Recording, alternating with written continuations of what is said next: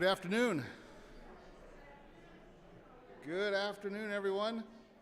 I love to see all the fellowshipping and good conversation, but we need to get started if we want to get our presenters time to get through their seminars. And I'm sure you do not want to miss out on any of the time for the seminars this afternoon. We want to welcome you. It is great to be here with you. We're going to begin with a word of prayer, and then we'll just jump right into what we're doing. So if you bow your heads with me. Gracious Heavenly Father, I want to thank you so much for the privilege we have to be your children, for the time we can spend together. And Lord, as we are sharing some time learning and trying to equip ourselves and to be better, better equipped to serve you and to love and to serve others, Lord, we ask a special blessing on each presenter and then also on ourselves. May our hearts and our ears be open to hear what you have for us, that we may be filled with your spirit and your love and your character, and may your work be hastened so your return can come soon. In Jesus' name we pray. Amen. Well, again, welcome. I wanted to go over a quick detail, important detail. For those who need to know where the restroom is on this wing, on this hall out here on the outside of the building. So if anybody needs the restrooms, that's where they are. I can't tell you where they are in the church, but I know where they are here because I had to find them last night.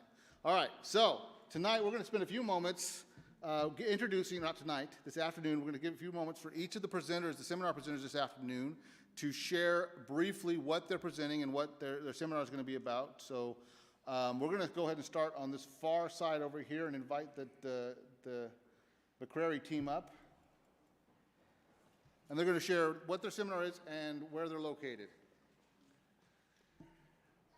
We are looking forward to sharing how to tell children's stories that grab the attention of the kids. We're especially focusing on children's stories in church. How can we make that children's story something that adds to the church service and moves the service forwards while connecting with our young people? Of course, it has all kinds of implications for other places, pathfinders, school, dare I say sermons, how we tell children's stories or stories in a way that connects. And we are excited to do that. It will be interactive, so we hope you'll come and join us as we talk about ways and demo some ways that we can work on that. As far as where it is, Primary 2. It is primary 2, so it's down into the children's wing and downstairs in the church, and we are primary 1, I guess. 1 or 2. Or something. You'll Primary. see our faces on a couple signs. There will also be someone there direct traffic if you have questions, so don't worry about that. Next, we have our Health Ministries Director. Have you ever planned a program that your church is going to present and 1 or 2 people show up? Could it be that the reason that people aren't coming is because you are not meeting a need? So in this seminar, we'll talk about how to do some community assessment so that your programs can be programs that actually meet needs. It's called Do What Matters, and it's in the junior room.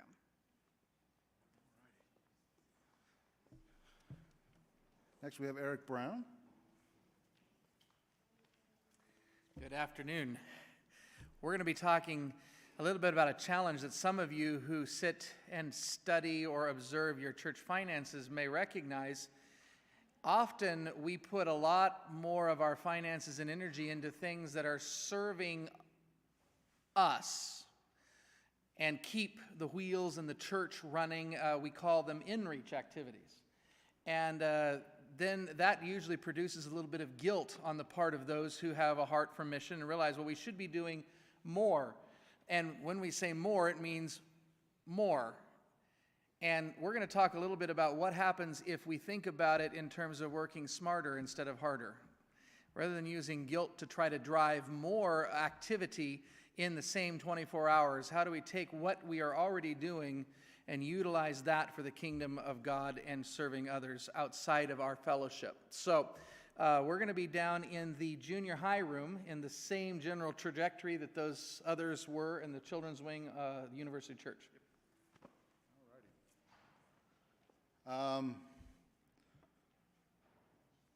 Jeff, you want to come up next? And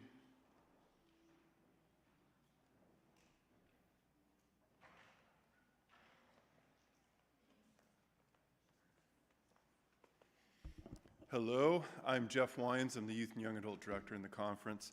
I'm going to be talking about how to journey with your young adults in life.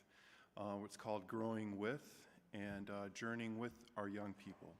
So that's what I'm going to be talking about, and you're welcome to join me in the Hubeck, did I say that right? Hubeck Center. Thank you, I got some nods. So that's where I'll be. It's off that same wing, but you're not going down the stairs. All right. Oh, Susan, you go next, and then Troy, you're on deck, so after. Hi, I'm Susan Smith. I teach here in the School of Social Work and Sociology at Walla Walla University. And I'm going to be talking about developing caring communities for folks who are struggling with mental health challenges. This is not a presentation for mental health professionals. It's for lay people, and how we can develop a toolkit so we can be more responsive to people who are struggling with mental health issues. Thank you.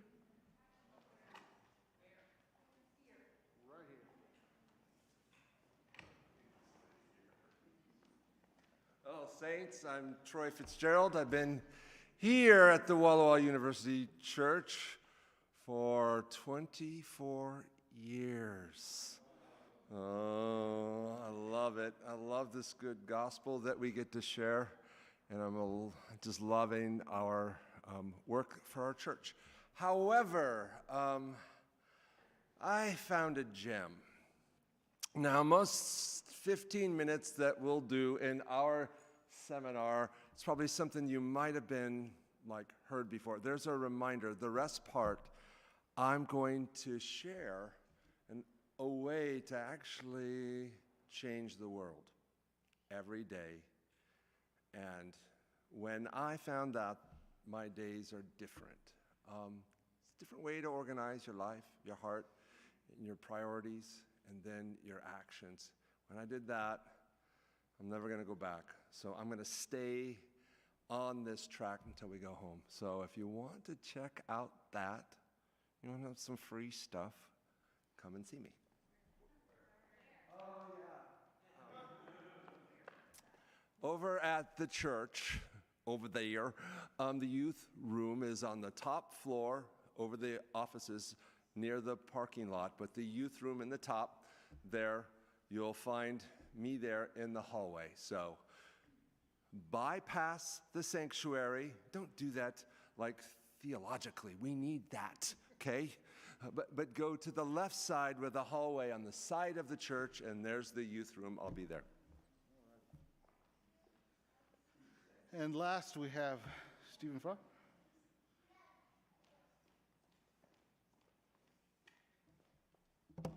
Good afternoon.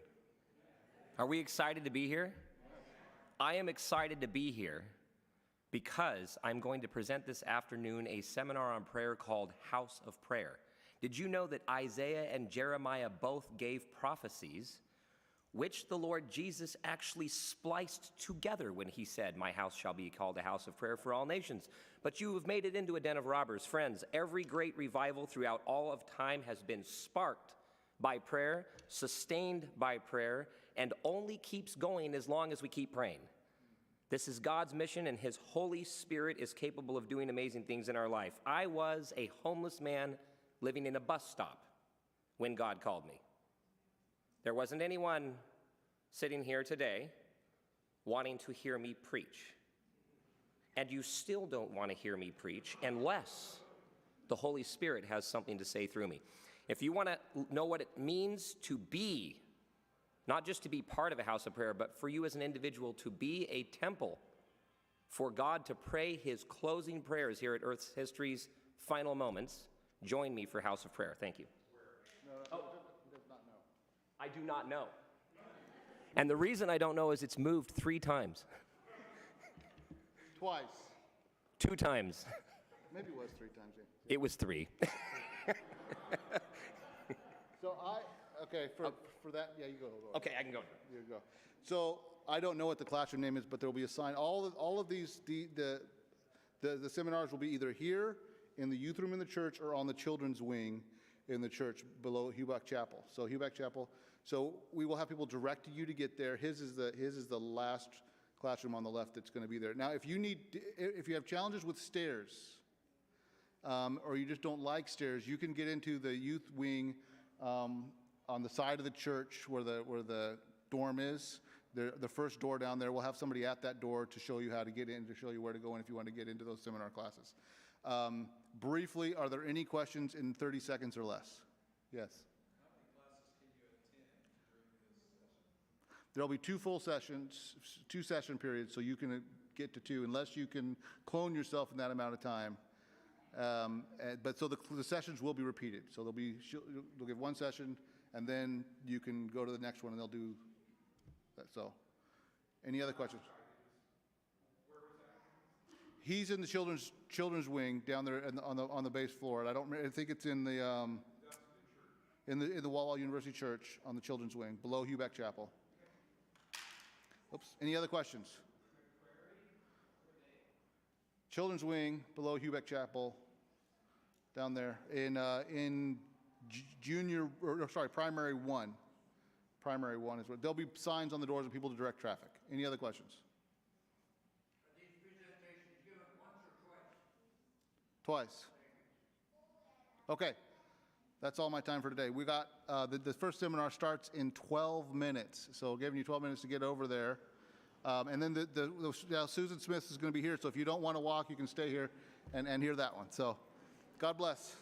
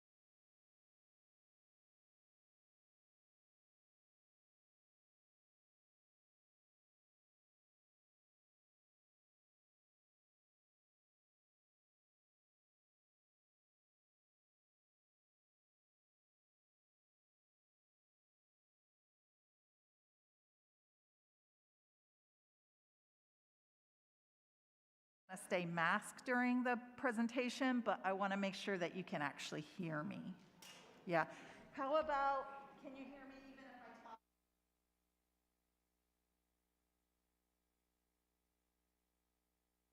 Back here, then you can hear me now. Perfect. Feel free to move forward if you haven't. I know students usually hate that when you tell them to move forward, but feel free. We still have 8 minutes till the official starting time. I'll just make sure those of you who are here know whether you're in the right place. So this presentation has to do with developing lay people, developing a toolkit for responding to folks with mental health challenges. So it's not geared towards people who are mental health professionals, it's for regular people in the community. So if that's where you think you are supposed to be, you're in the right place. So we're gonna wait another 7 minutes before we start in case some people are still arriving. Yes? How long is the fight with cancer going to go on? He was diagnosed with Hodgkin's lymphoma.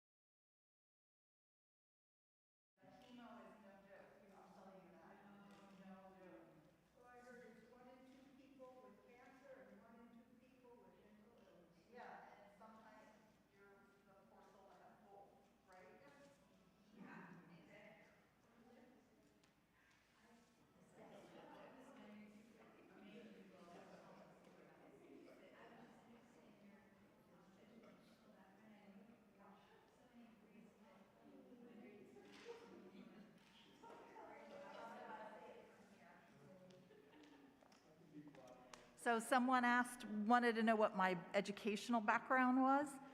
And so I have a BS in behavioral science. I have a master's degree in social work. I have a PhD in educational leadership. And I am a licensed clinical social worker in the state of Washington and in the state of Florida, my home state. I've worked with children, child welfare.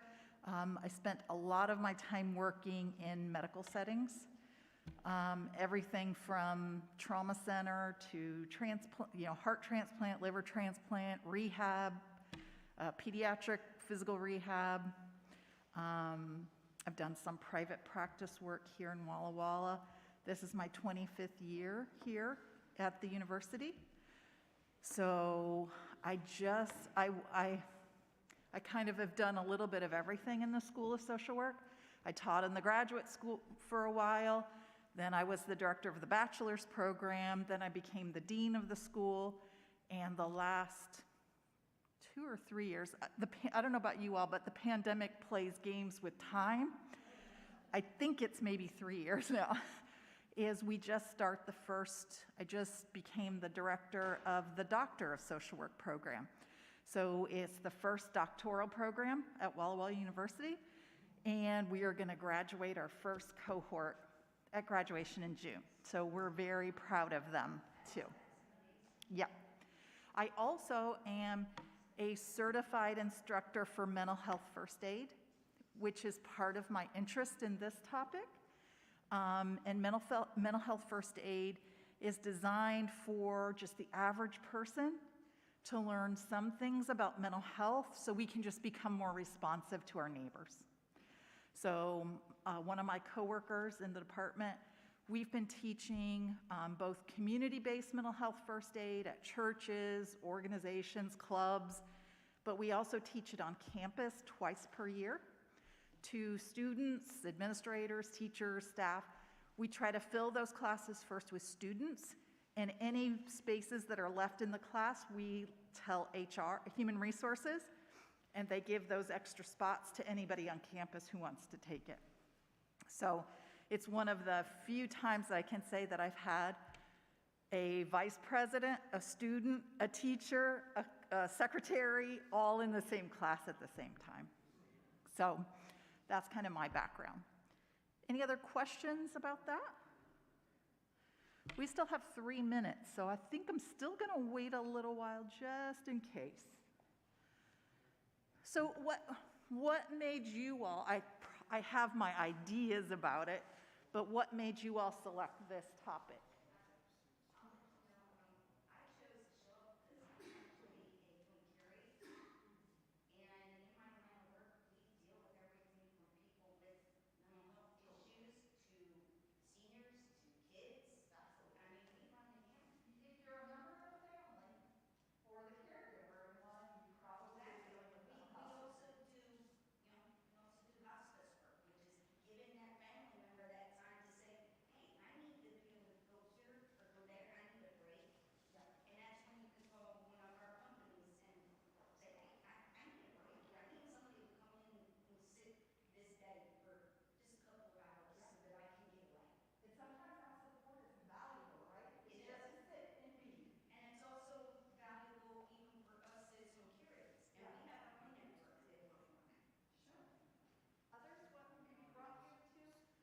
So for folks in the back, what brought this participant is she does caregiving work and hospice care sometimes, and just, you know, all kinds of things come up when you're working with families. I think we can safely start now. Oh yeah, there we go. So the guys in the back told me sometimes this clicker works, so we'll see. Okay. So, like, why should we want to develop more caring communities within the church, within our neighborhoods, within our general communities? And this text is always the one I go to. And it says, carry each other's burdens, and in this way, you will fulfill the law of Christ. And you know what? Folks are hurting who are dealing with mental health problems. Not just people who have them, but people who love the people who have them, right? And it's still, we are a great, the Adventist community in particular, you know, my husband's been struggling with cancer for the last number of months, and I'll tell you what, you are gonna get a casserole and 1 million cards and calls and texts, and it really is uplifting. But the folks who have someone with mental health issues are not getting the casserole, right? They are often the folks that are sitting in silence. And I think that this text is something that we can think about, is let's carry each other's burdens as it relates to mental health struggles. Whoa. Where am I pointing to?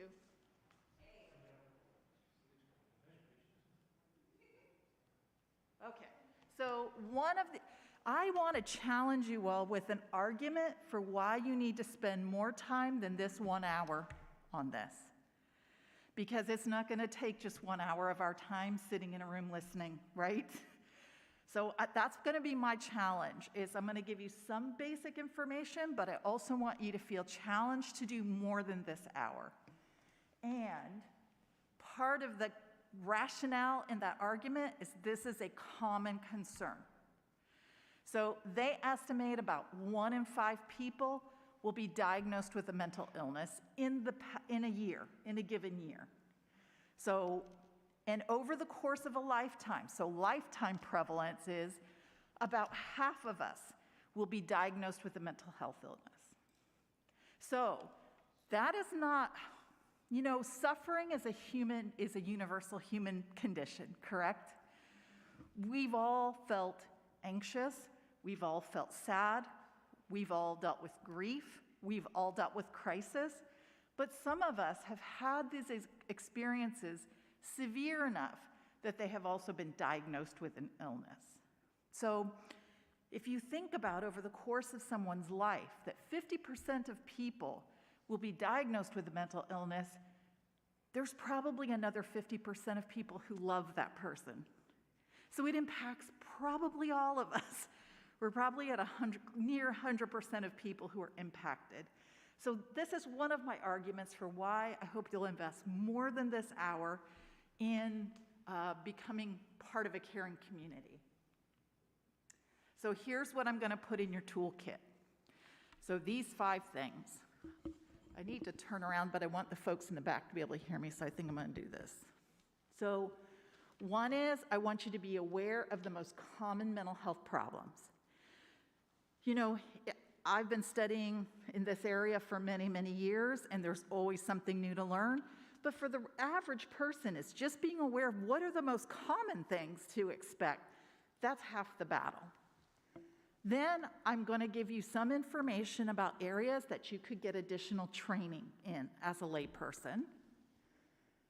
I want to tell you how you might develop a one-page resource for your local community.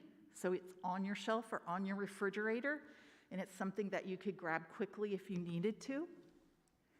And how do we become trustworthy and respectful of people and families who have mental health issues that they're dealing with? And lastly, let's talk about the stigma associated with mental health that keeps people from talking about it and reaching out for help.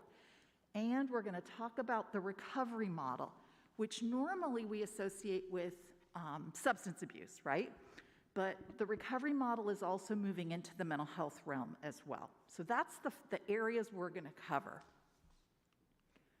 So let's start with the most common mental health challenges. You probably have some ideas about what those might be. If you had to pick 3, what do you think they might be? Depression, anxiety. Schizophrenia, it affects a lot of people, but it's not as common, so I probably wouldn't put it in the top common list. Bipolar also affects about 2% of the population, which is still a lot of Americans, but I still probably wouldn't put it up there in the top 3. So one, you might not, maybe you don't classify, you might not think about this as a mental health problem. Oh, but substance abuse, right, would be another one. So I want to also, let me go back to this slide. So when we're talking about mental illness, there's a big book called the DSM-4, the Diagnostic Manual, that has all the diagnoses for mental health disorders. So when I use the term mental illness, I'm referring to those that are diagnosable. They're in the big book. And generally, these are diagnosable. They disrupt a person's thinking, their emotions, their behavior. And usually we look at, you can say, as how does that mental illness affect their ability to function? And usually it's disrupting their ability to work or go to school if they're a student, their ability to take care of their daily activities. So just regular things. Take a shower, get up and get to work, feed yourself properly, and social engagement. So relationships are affected. So when someone's diagnosed with a mental health issue, we usually see something that is global, right? It's affecting something in all realms. Now, sometimes you'll hear me say a mental health challenge. All of us have dealt with mental health challenges, right? We've just lived through pandemic, you know? My family's living through cancer challenges. Those still present mental health challenges, correct? We've all lost somebody to death, or maybe divorce. So when I'm saying challenge, I'm talking about a bigger pool of mental health problems. When I say mental illness, I'm talking about the diagnosable ones. So we had these top ones, right? Anxiety, depression, substance abuse. And of this list, anxiety far exceeds the other categories. More people are diagnosed with anxiety disorders than any of the other categories. And if you had to venture a guess to the age when a person, the average age when a person is first diagnosed, what age might you guess? 30. We have 30 in the back. 20. Down. So puberty's still down. 11. So the average age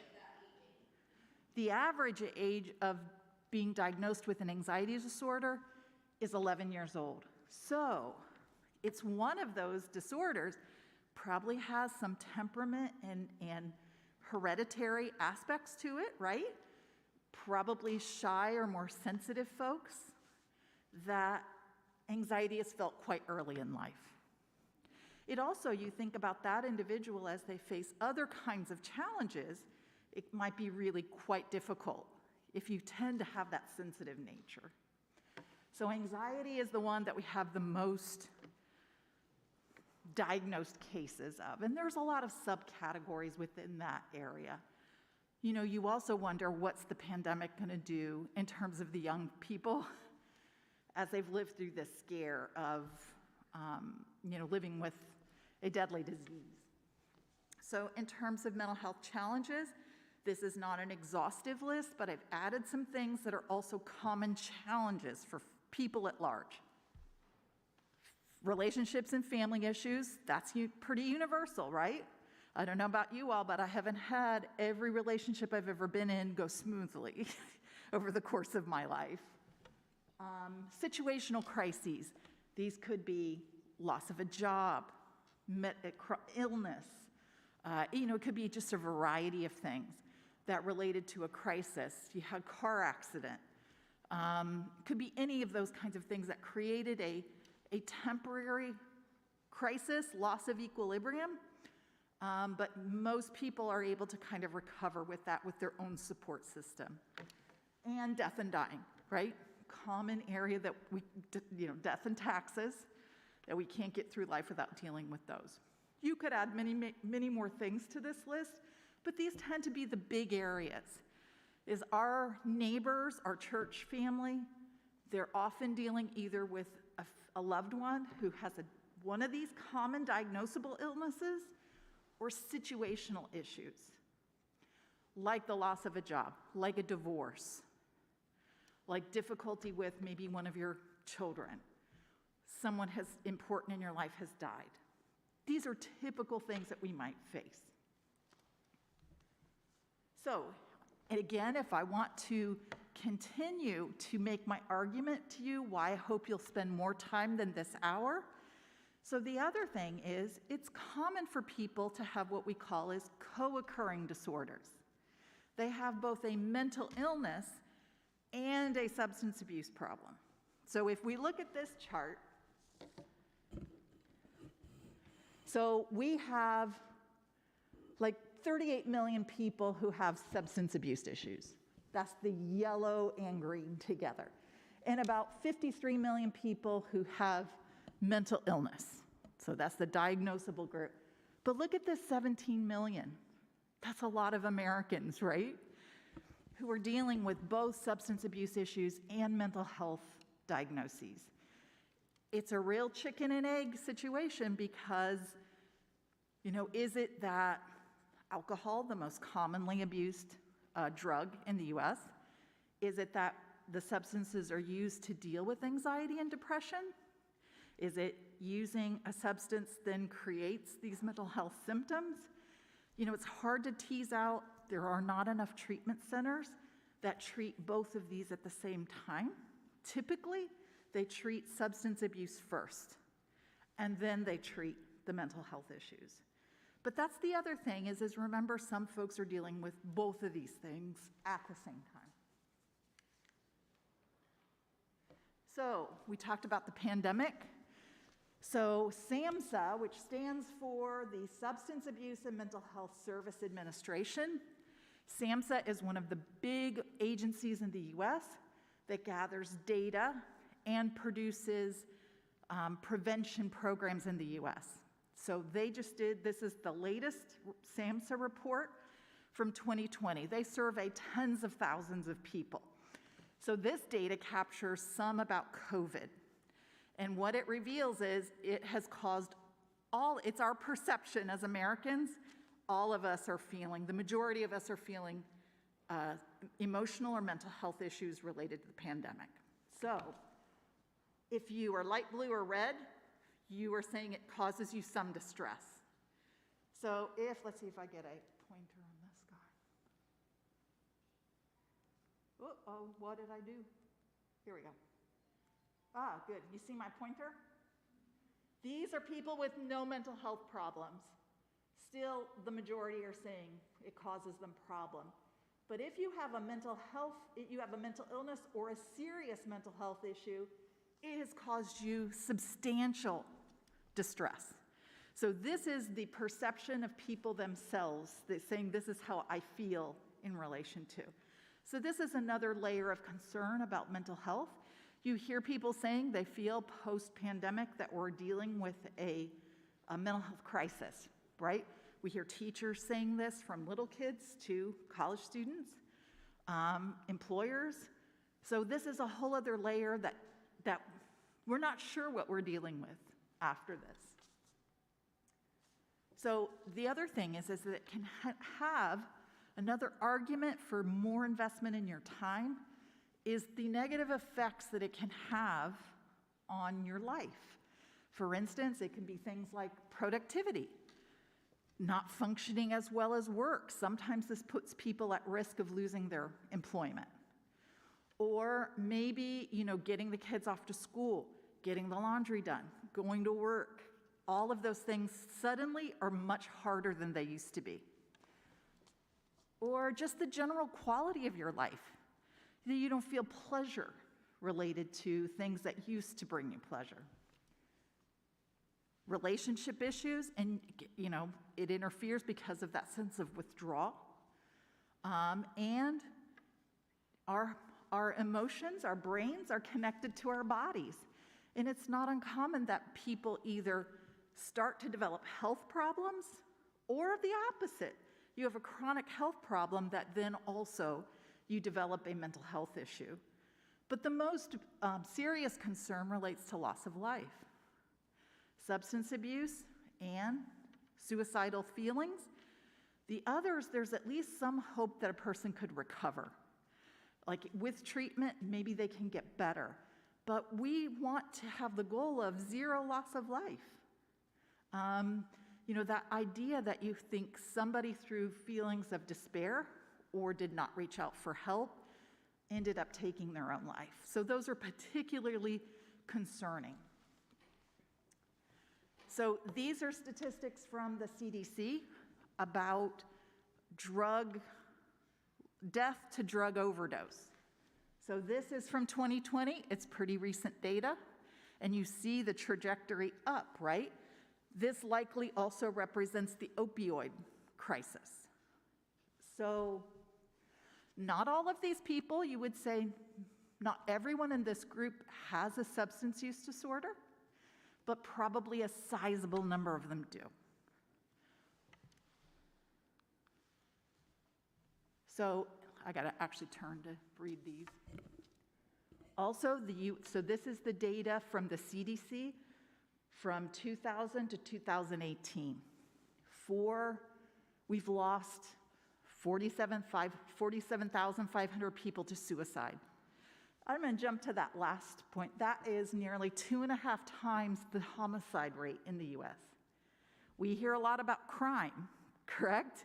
But if you think about the homicide rate in relation to how many more people we're losing to suicide, it does give you pause for thought about prevention and the expenditure in trying to help folks that are struggling in that area. For people who are 10 to 34, it's the second leading cause of death, and for people 35 to 44, it's the fourth leading cause of death. Part of the reason you see an organization like the CDC collecting data on this, because it's a public health problem. Loss of productivity, quality of life, pleasure, relationships, work, and life as well. So here we have suicide attempts in the US. This is for data 2020, so it's very current. You have here over 2 million adults reported having serious thoughts of suicide. 12.2, over 12 million people. You had over 1 million people who actually attempted suicide. That's a lot of American souls, right? There's a lot, this represents a lot of people struggling. Primarily, the data I'm going to present has to do with adults, but this is also a problem for youth as well. I don't think I included it here, but if we were to look at this same chart on youth, it's going to show about 3 million youth between ages 10 and 13 who also had serious thoughts of suicide. So it is also a problem for our young people as well. So there is something in mental health that even lay people can learn, and we call that the signs and symptoms. So a sign is something that we can see. So for instance, remember when we were talking about, go back, this. If you were looking for a sign that someone was struggling, something you as an outside person can see with your own eyes, what are some things that you might observe? Like here's a clue here. Like say you had a coworker or a neighbor or a loved one. What's a sign that you might actually see that someone seems like they might, what? Sleeping a lot. I can see it with my own eyes, right? I used to be at every potluck and all the events and at church, suddenly I've withdrawn. What was over here? They don't go out. That's right. That's right. Or we could see here, suddenly someone who was an excellent worker or student, that quality of work has declined, right? I could see that as an instructor, or I could see it as a coworker. Maybe somebody was very meticulous before, and now they're unkempt, right? So those are what we call the signs. And symptoms, however, are something that the person themselves experienced. So let's say that a person who is dealing with depression is experiencing fatigue. Can I see it? Maybe you're sleeping a lot, but if I'm a coworker, I might not know that, correct? So fatigue is something that the person would have to tell me about, correct? I feel despair. I might not know that they're actually feeling that. So part of the reason I want to present some of the data to you is because it gives us a clue about signs that are observable by us on the outside. Let's go back where we were. Okay, so let's look at some of the risk factors for suicide, because it's the area we're most concerned about loss of life. And this one has to do with race and gender. So as you can see, by gender, who's at most risk, men or women? Men. By far, men are more at risk for completing suicide. Interestingly enough, is women attempt suicide more often than men do. But men complete often because they use a more lethal means. So if we were also then to look on the light blue side, AI is American Indian. By ethnicity, who are the most concerning? American Indians and non-Hispanic white people, right? So we might know just from having that information is we might be more concerned about men, right? We might be more concerned about Native American people, more concerned about white folks. White men in this category tend to be by numbers the largest group. So if we were to look at women, so for women, it looks like it's the years that women work, doesn't it? So if we were to look here at this age as the highest groups, 25 to 60, nearly retirement. It seems to be like the years that women are at their peak work also puts them at a higher risk. Any thoughts about what that might be? Too much. Some of you have lived this, right? Yeah, or lived those years of taking care of frail parents and children and work responsibilities, home responsibilities. We're not sure that that's why, but it seems to be a possibility. And then we get this cluster down here of older women and youth.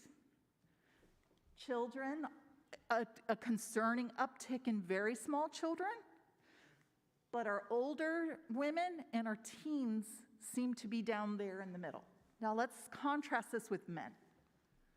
So look, who are the most at risk for men? The oldest men, 75 and over. So for women, we see during the work years, and for men, we see the retirement years. So remember we were talking about signs and symptoms? This data helps us also to be concerned. When we have a death in our congregations, and it's an older white man maybe who was, married a long time, we just might know that person might really need some extra support during that period, right? We can use what we know from data to help us be more caring and concerned. And then it's interesting how we get a cluster like we did for women, but it's for a larger group.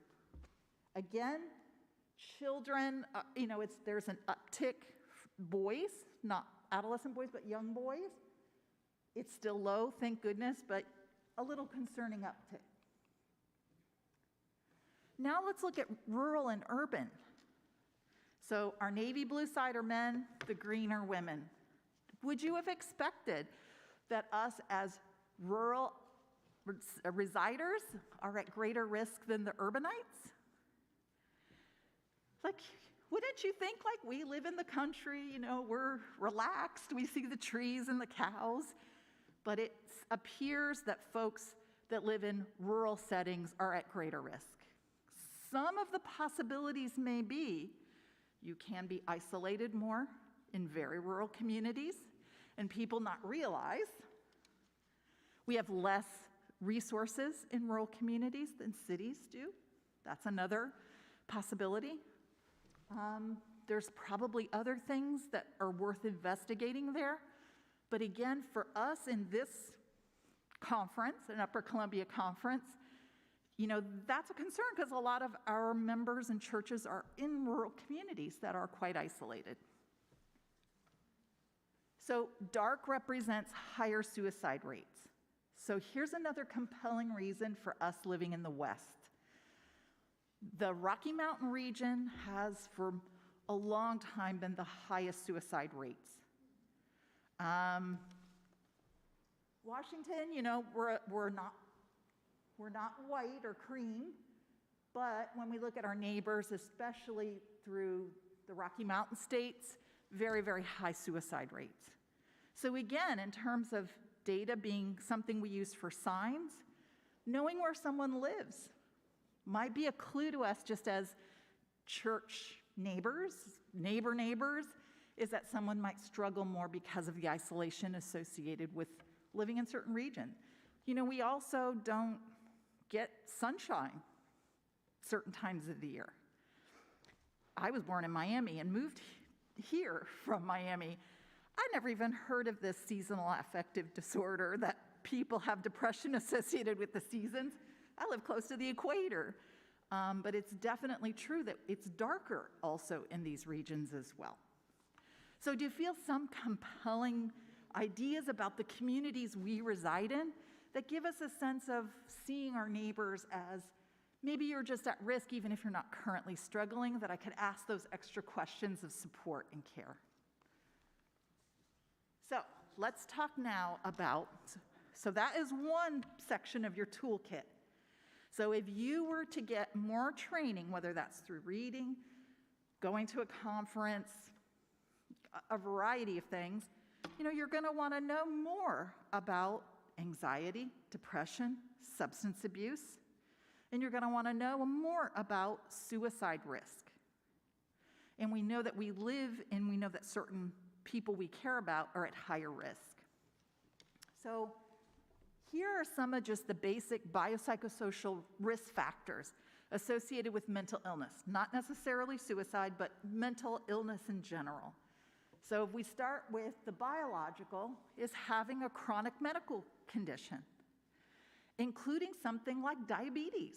Folks with diabetes have higher depression rates. People with cancer often struggle with depression and anxiety. So having a chronic medical condition can predispose you. Some of it can be because of the medications you take associated with the illness. Having a family history of mental illness. Many of the major mental illnesses have a genetic component to them. So it could be that you have a mental health, issue in your family that predisposes you.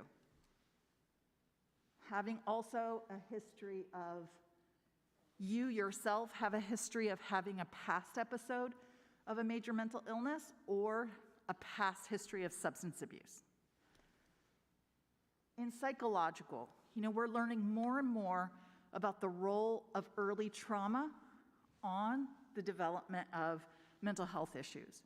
So we also know that some people who have abuse or trauma in their early life, doesn't your heart go out to the folks living in Ukraine, right? Like, you just think about these young children, the adults too, but what this must do to the young people who just so suddenly had to be transplanted to another country, another house, just how disruptive that could be. And we'd consider living through war trauma, right? Or you might have just some other stressful life event, like a divorce. In social, as poverty, when people are struggling to meet their basic needs, it also predisposes them to mental health issues. If any of you I hope that all of us feel somewhat economically secure in the room today, but some of us may have experienced situational poverty or lived through depression.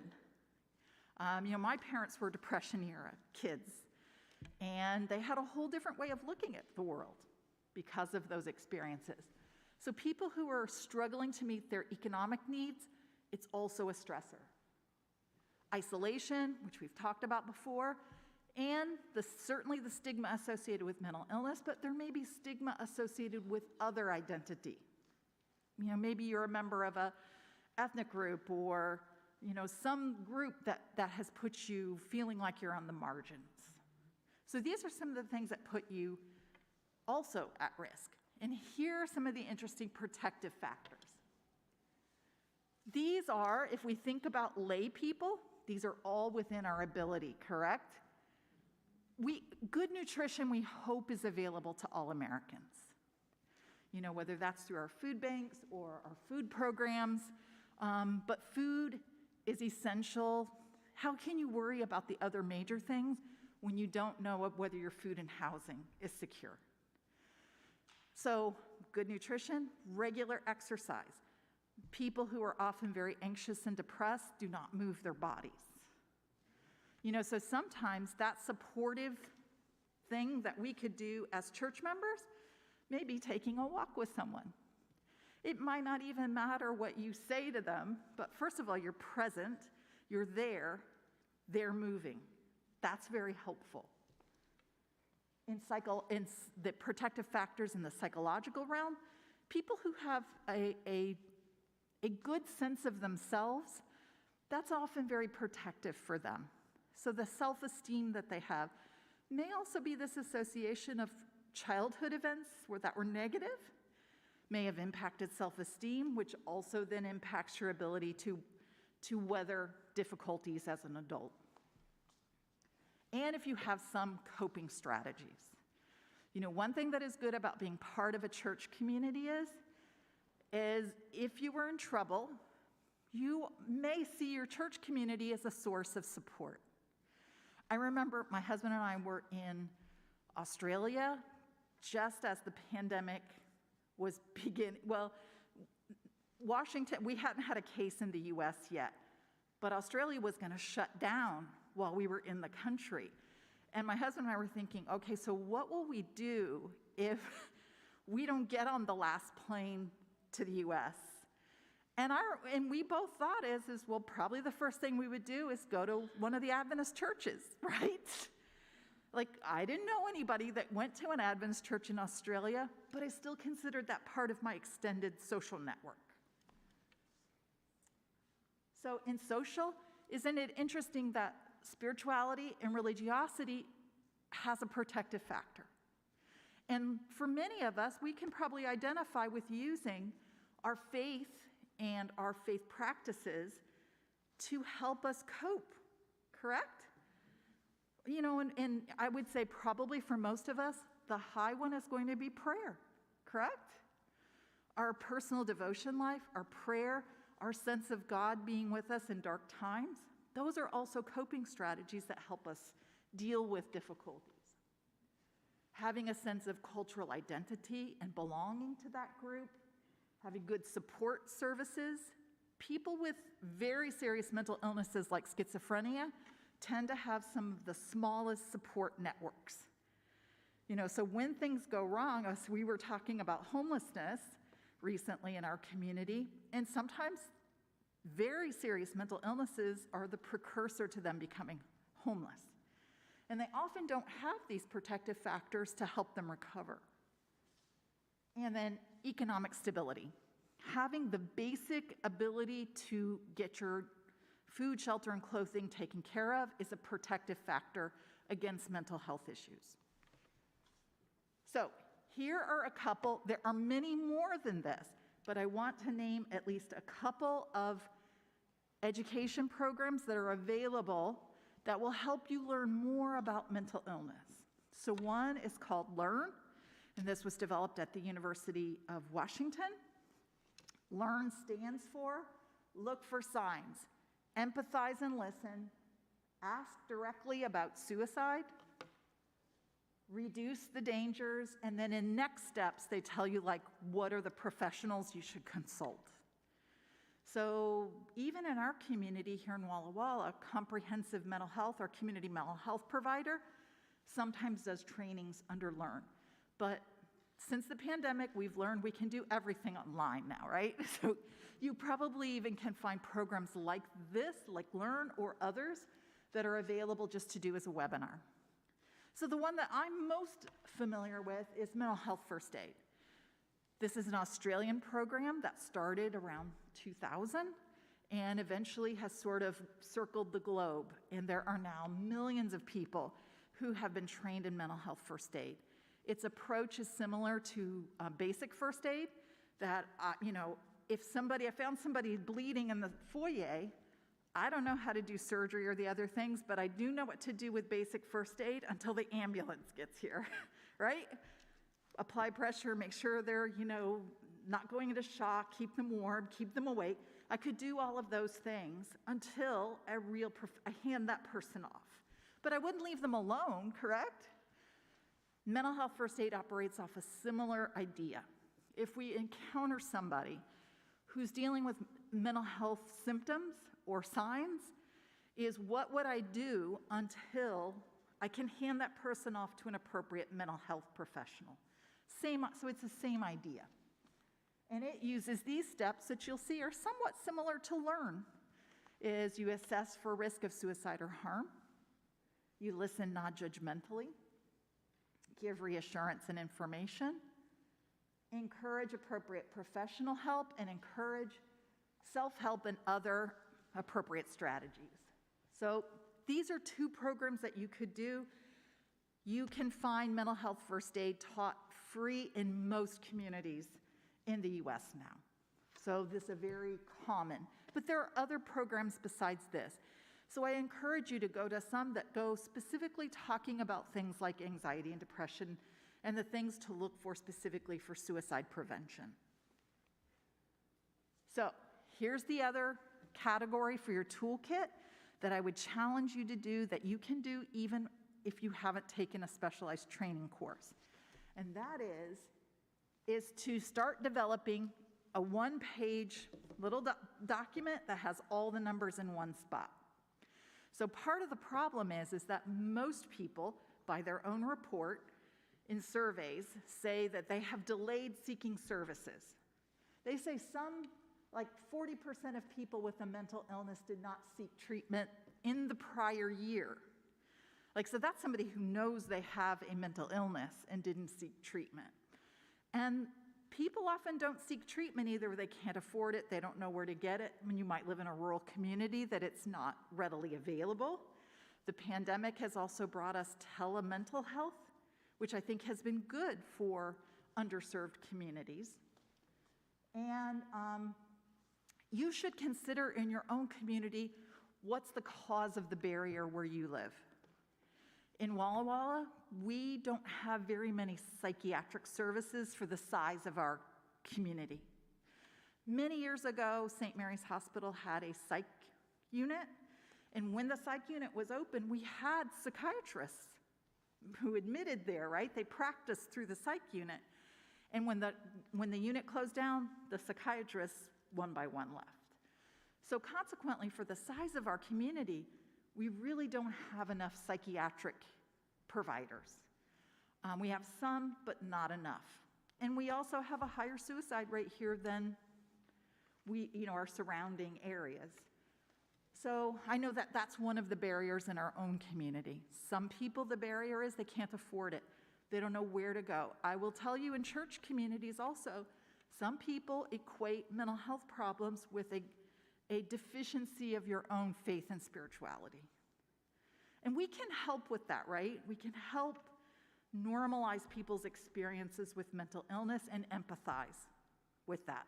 That's something that you don't need specialized training to do. Because the earlier that someone receives treatment, the better they're going to do in the long run. And consequently, the longer the delay, the more likely it's going to be challenging for them to recover.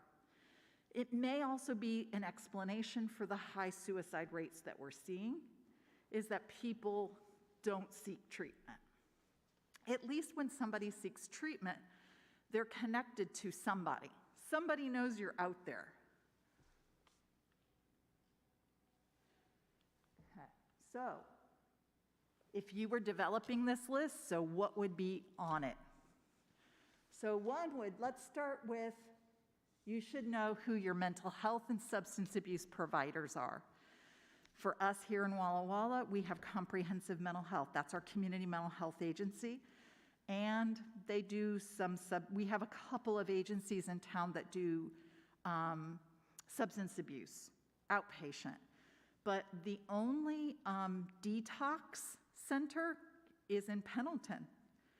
So we don't even have a detox center close to us. Well, I guess Pendleton's somewhat close, but it's not even in Washington. So knowing who provides these services, if you live in a community like ours, that list is relatively small. It's not like it takes a lot to figure out who it is, and who goes on that list. So who provides mental health and substance abuse problems? That should be on your list. Are there walk-in options? If you live in a city, a psychiatric hospital might have an emergency room that takes mental health emergencies as a walk-in basis. We don't have that in Walla Walla. If you live in a smaller community, you don't have that either. So you might not have the walk-in, and that's an important information for you to know as you're developing your list. We don't have that here. What we have in Walla Walla is a crisis line we can call. And what they do in Walla Walla is you call, you tell them what your concern is, and they decide whether it meets the criteria to send a professional to the individual. And they do the evaluation on site.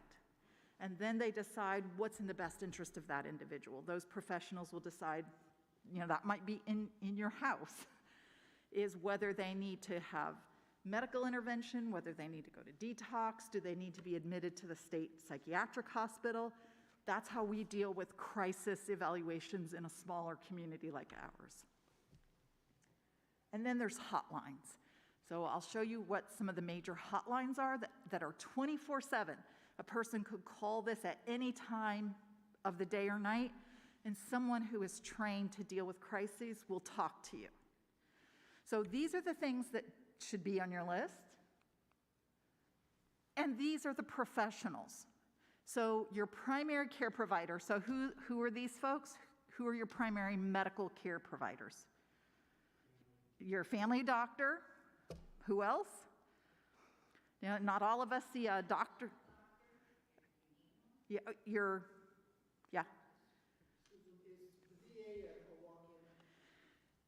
You can walk in for veterans, but not for the. You know, I know that sometimes the VA, even if someone walked into the VA with a psychiatric issue, they will often call the crisis line and have that person come to the VA to evaluate them. I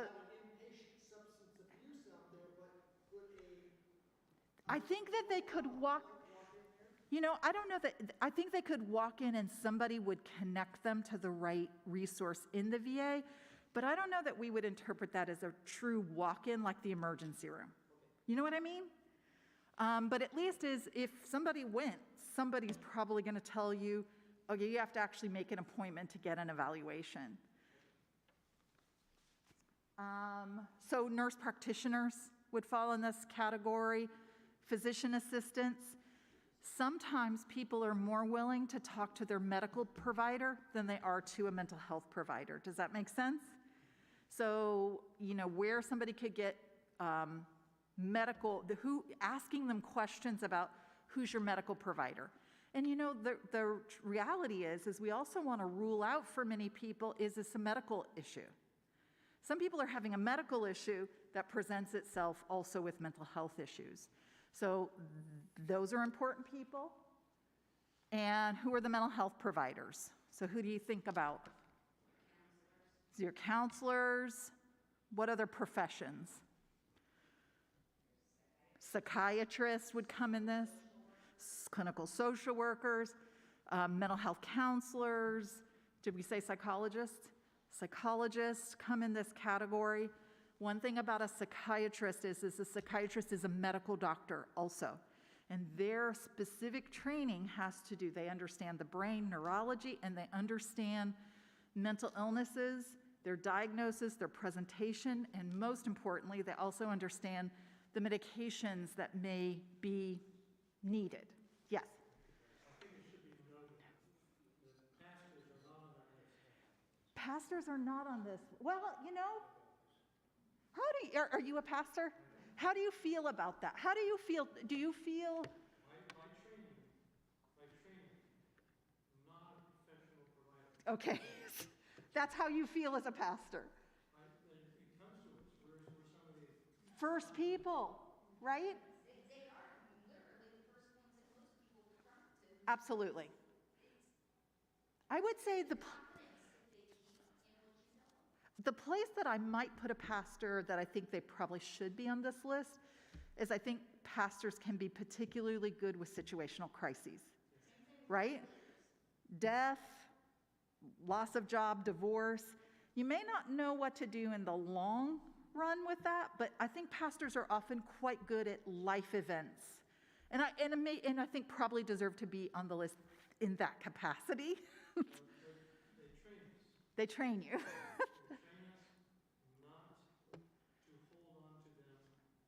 No. That's right. As a pastor, I don't know if we have other pastors in the room, but as pastors, would you rather know who you send them to than feeling like you're responsible yourself? Right? Yes. Yep. Your substance abuse professionals, these are often the same mental health and medical people we talked about in the prior two, but they know specifically about treating substance abuse. And it really is a unique subcategory. And then we have crisis support. Again, that is likely to be a mental health professional, but like in Walla Walla that I call in a crisis and they send somebody to evaluate, it's a particular type of mental health counselor who has been trained in crisis. Yes. They really do, and there are positions that are challenging to keep filled. There's often a high turnover because it's a high stress job. So these are the kinds of things you would also want on your list. Yes?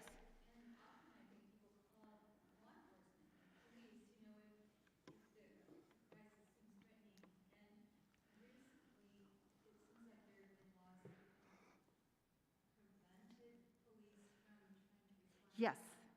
I might put police in the same category that was described by our pastor. Is they often are a first line of call and do not feel trained to respond. And we're going to talk more about safety related to calling law enforcement, but I would say more law enforcement folks are getting trained in the same kind of things we're talking about here.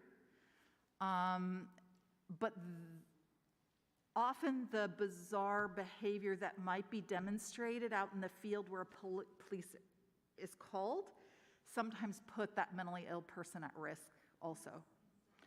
Sometimes they're more at risk, in fact, the person.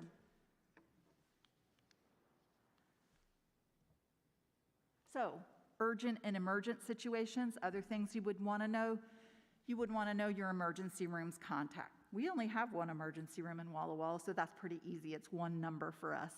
But a local a close emergency room contact.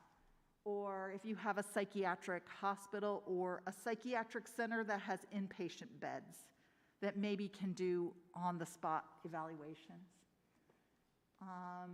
And then crisis psychiatric services like we talked about. So here are the hotlines. And these are numbers that we should always have close by. The National Suicide Prevention Hotline is you call that number 24/7 and you will get somebody who is trained to deal with crisis situations. And they will talk to individuals as long as needed. They can also, not unlike a 911 dispatch, can also make connections to people's communities as well. The other one that I'm very excited about that's newer than I wouldn't call it new anymore, but it's newer than the telephone hotline, is the crisis text line. Some people, especially young people, feel more comfortable texting with someone than they do engaging with them verbally. And the curious thing about the crisis text line is that they have used big data analysts to start looking at what folks are texting and the kinds of things that they text that put them in higher risk categories. And sometimes there are things you wouldn't guess, like certain emojis that are used. If Tylenol is sometimes in the text, they are often at a higher risk because it's a readily available drug that can be lethal in high doses. So we're learning a lot from the crisis text line folks about what they're learning from that data that they get. And then for us in Walla Walla County, it's not just Walla Walla City proper, but the county, this is the number for the crisis response team, and that is done through comprehensive mental health. And they're the ones that will come and do an on-site evaluation. So this list is, I'm not going to spend as much time here, but I don't want to not talk about these issues. So first of all, know your limits. We started talking about that already, right? We can be caring and kind and informed neighbors and church members, and also know where the line that went past your ability is. So it behooves us then to know who are those professionals to call. And sometimes, I'm going to go to the bottom line, safety first. When in doubt, sometimes that's 911. You should never put yourself in harm's way. If you feel uncomfortable or you feel threatened, you probably shouldn't continue to proceed. Call 911 for help. And sometimes if maybe you don't feel like you are at physical risk, but it seems emergent, go to the emergency room. Call 911 for emergency, for an ambulance, because at least the medical providers have more experience dealing with psychiatric issues. So also, Mary talked about signs and symptoms. Be aware of the things that you see. And whenever someone that is someone you knew well has declined in their relationships, in their social interaction, in the way they care for themselves, in their work and school performance, that's worth us asking about the symptoms. I've noticed in how you approach it is, I'm concerned about you. I noticed I used to see you act. I noticed that work doesn't seem like it's like you're struggling to do some of those things. Or if you're an instructor, I noticed that you haven't turned in the last number of assignments. You haven't been in class for the last 5 sessions. Those are observable things that we do not have to put a judgment on, right? They're just a fact you observed. And usually that's the best way of approaching what you've seen. Don't say, I'm worried about you, I think you're an alcoholic, right? I'm worried that, you might do something dangerous. Is you say the thing, my standard is, I'm concerned about you because. And then I try to say the same I have seen. Because of this, because of that. How is that how do you experience that? Are you feeling down or hopeless, depressed, anxious? Because then the person then can tell you about their symptoms. And it might be I've gotten used during the pandemic is just to wear sweatpants and the same sweatshirt for days on end. I feel fine, it's just I've gotten into this bad habit. Or it could be that. But it might be also that someone says is, thank you for asking. And they may tell you about the things that are troubling them. It is important to, even though you do not have the professional obligation as a layperson to keep a person's information private, you should act as if you do. When someone has told you something in confidence, you should keep that in confidence until you have their permission to share, right? As you can say is, or you can say it this way, I'm so concerned that I feel like I need to have professional help because I'm concerned that you could hurt yourself. So you at least are sharing why you have decided to tell someone against, because that even professional people do not keep harm to self and other private, right? So this is one of the areas that we can start developing, becoming trustworthy. That families who have dealt with mental illness and the stigma associated with mental illness know that we are trustworthy people, is to keep their information private. Also, is that when we hear what they're telling us, we hear it with a non-judgmental ear. And sometimes in church communities, that can be challenging, right? I have, as a person in mental health and as a college professor, you hear a lot of things. And I have learned to develop my poker face, is that I can receive what you're willing to tell me, and I will honor and respect and care for you because you're still a child of God. And this is something that is more challenging to develop, but you have to figure out how you can hear what people have to say without judging them. And these are ways that we show respect and that we can be trustworthy to our neighbors and our church members, our friends, our community members. Our goal is ultimately that we want people to feel like they can tell us they're struggling and that we will provide the support that we can in the friend capacity, and we will do everything we can to connect them to the appropriate professional people too. So this is just kind of a short list of things to think about. How do I conduct myself to make it where it's easier for people to talk about their concerns? So let's talk about stigma and recovery as the last part of your toolkit. So stigma, as we think about, is the negative. We're talking about mental health. Stigma can be associated with many other areas, not only mental illness, but there is a stigma associated with mental illness in a way that there is not a stigma associated with medical conditions, correct? Like, I can stand here and tell you my husband has struggled with cancer, and I don't feel like any of you are going to hold that against us, right? Through no fault of his own, he became ill. Well, for a lot of people, it's the same way with the mental health diagnoses they have. Through no fault of their own, they are experiencing anxiety, depression.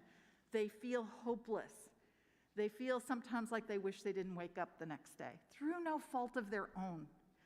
And consequently, is that stigma also makes it that people don't feel like it's okay to talk to the person in the pew next to them, or their neighbor, or their coworker about the struggles that they're having. And that's something we can do as just community members, is to try to think carefully about the way we talk about people with mental illness. How respectful can we be towards them? How kind? Like, what kindness can we show to someone who's struggling?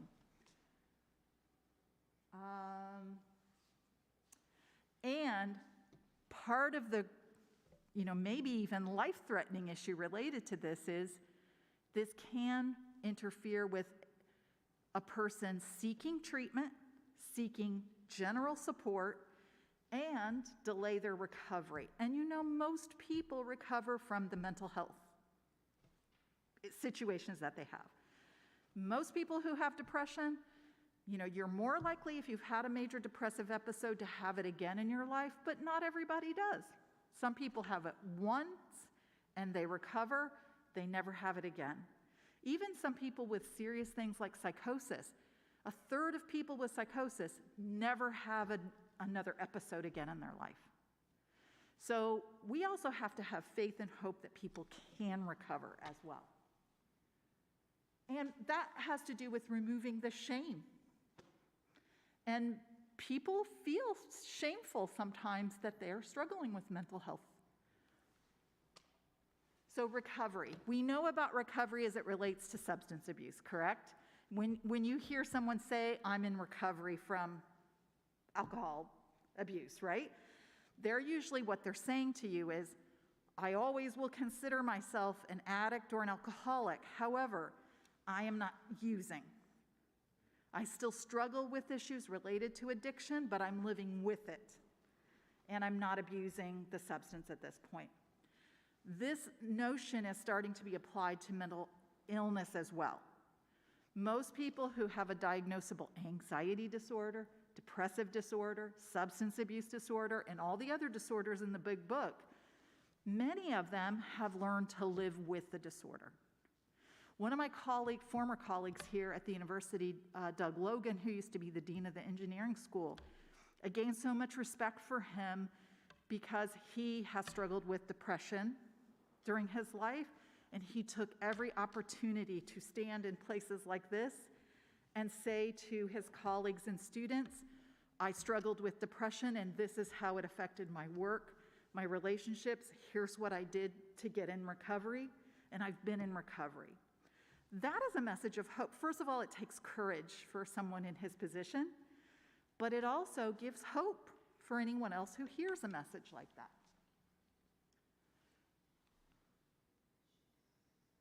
And I'm just going to end with the positive sides. What is mental health then? So people have moved into recovery who have a mental illness, is they have a state of well-being that allows them to live to their highest capacity. It allows them to cope with life stressors. It has them engaging in work, school, relationships, and to engage in their own communities. Can someone who has a mental illness find this again in their life? Absolutely. Like there is hope that we can give to the people we care about in our spheres of influence, that just because you feel at your darkest time because of anxiety, depression, substance abuse, or fill in the blanks, whatever it may be, there is hope for you to move back into a state of mental health. And that you're interested in helping them get there and connecting them to the professionals that might be able to help them. So lastly, that's your toolkit. So that's my challenge, is that you will do more than this hour, and that these are few fairly simple things that you can do. Know more about the common diagnoses. seek some additional training about them. Make your one-page list of resources for your community. Put it on your refrigerator.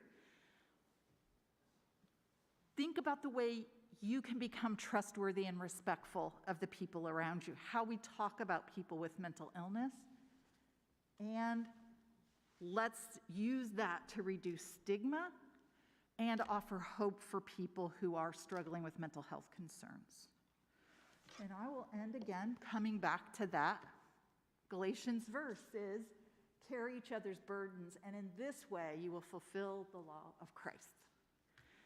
So that's the end of my presentation. And let's see, we have 8 minutes for question and answer before you have your next session at 4:50.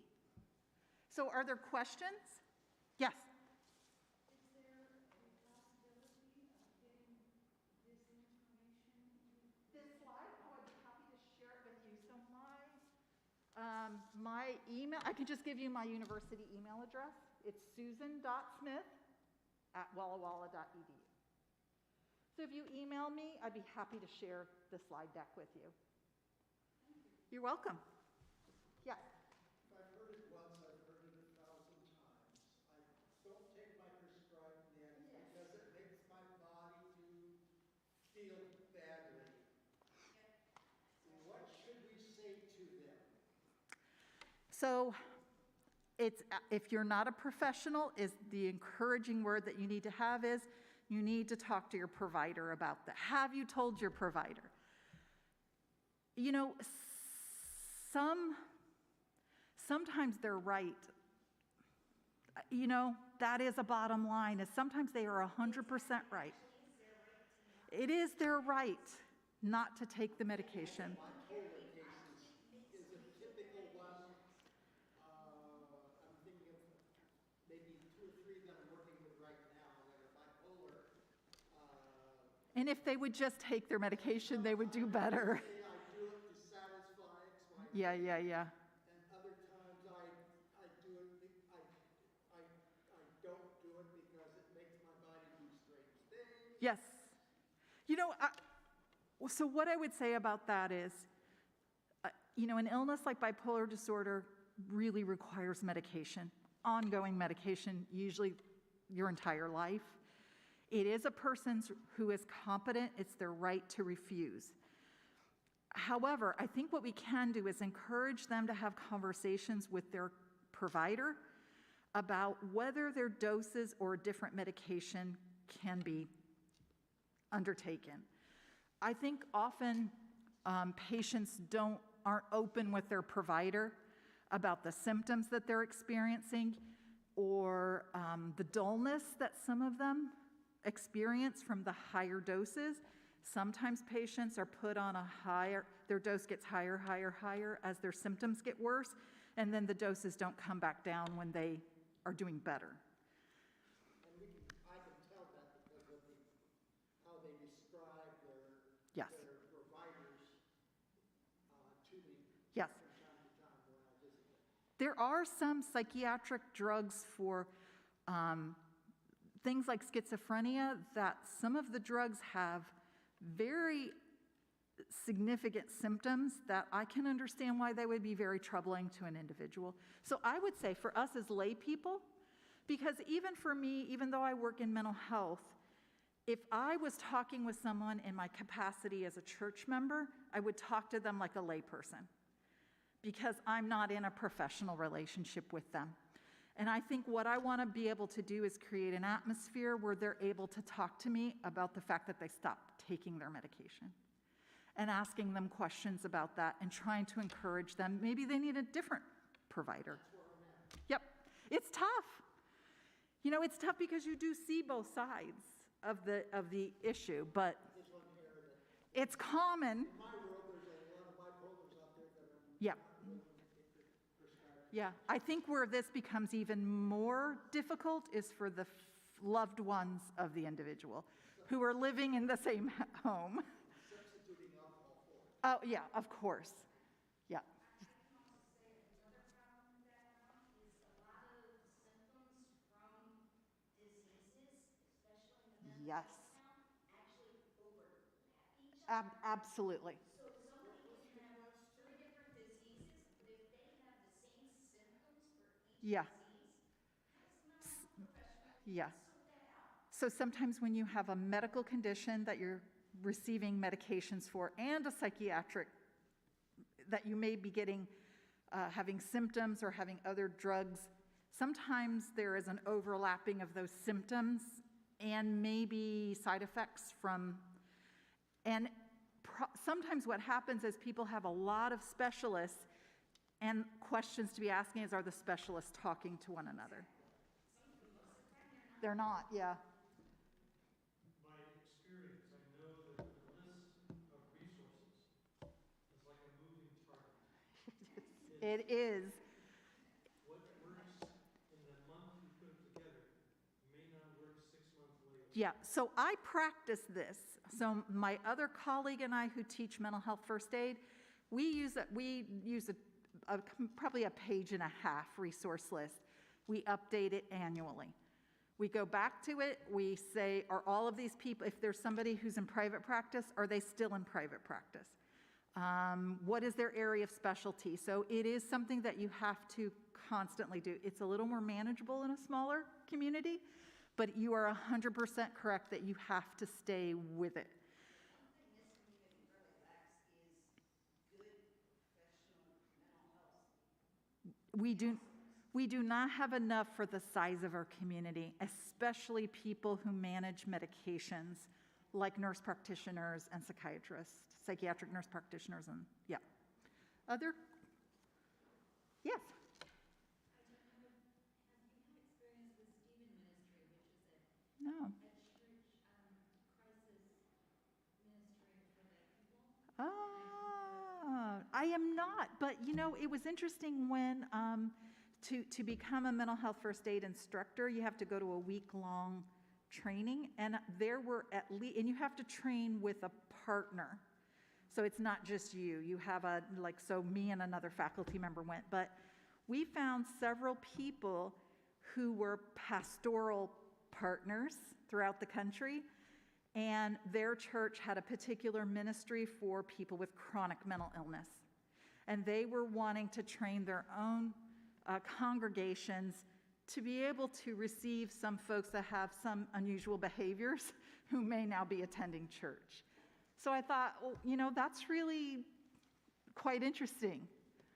Stephen Ministry is a Lutheran program. Okay. I found it in Methodist church where I was working, but it also Adventist churches have adopted it. They have it down to a science. Yeah. Amazing program if anyone is interested in getting a lay person's Yeah. training to do the things you were. Is it Stephen with a PH? Stephen, like in the Bible, Stephen, I assume? Stephen Ministry. Good Samaritan Ministry is also an organization that offers low or no cost counseling, often Christian counselors throughout the country. That's something we try to keep on our resource list is some providers that do low or no cost. So like for us, Catholic Charities, you know, it may be a challenge to get somebody who's a member of an Adventist congregation to go to Catholic Charities, but not everyone who provides services are Catholic, and even if they were, they're doing it from a mental health perspective regardless of how the person's, so it's still a very good and positive organization. And you can get services there for no cost or a sliding scale. So we also try to include that.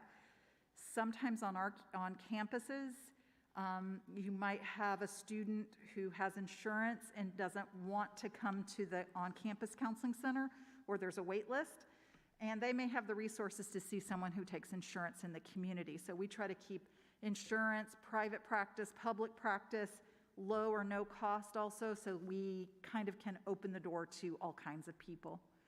But I appreciate the suggestion that you got to keep coming back to that. And the internet is great, right? You found Stephen Ministry, correct? So Lutheran Family Services, Catholic Family Services, several faith-based organizations have long histories of providing family services in communities, and the Lutherans are one of them. Yeah. Other questions? So Was there? All right. Thank you for coming. Thank you for opening your heart to your neighbors and fellow congregants. And we are 2 minutes over, so you have 8 minutes to get to your next section. Thank you.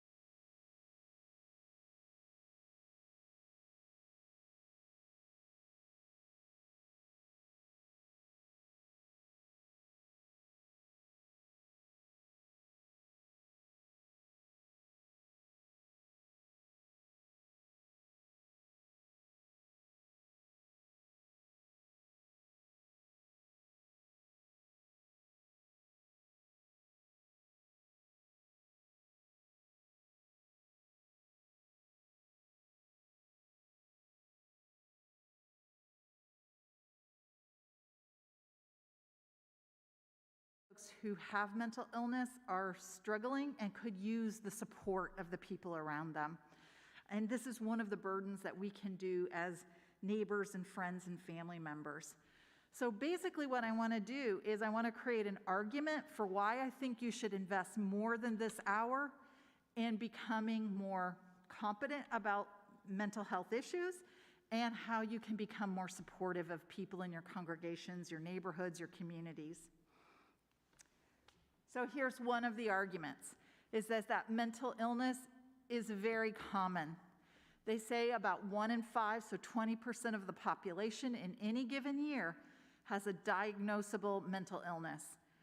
If we look at that same prevalence over the course of a lifetime, about half of us will be diagnosed with a mental illness over the course of our lifetime.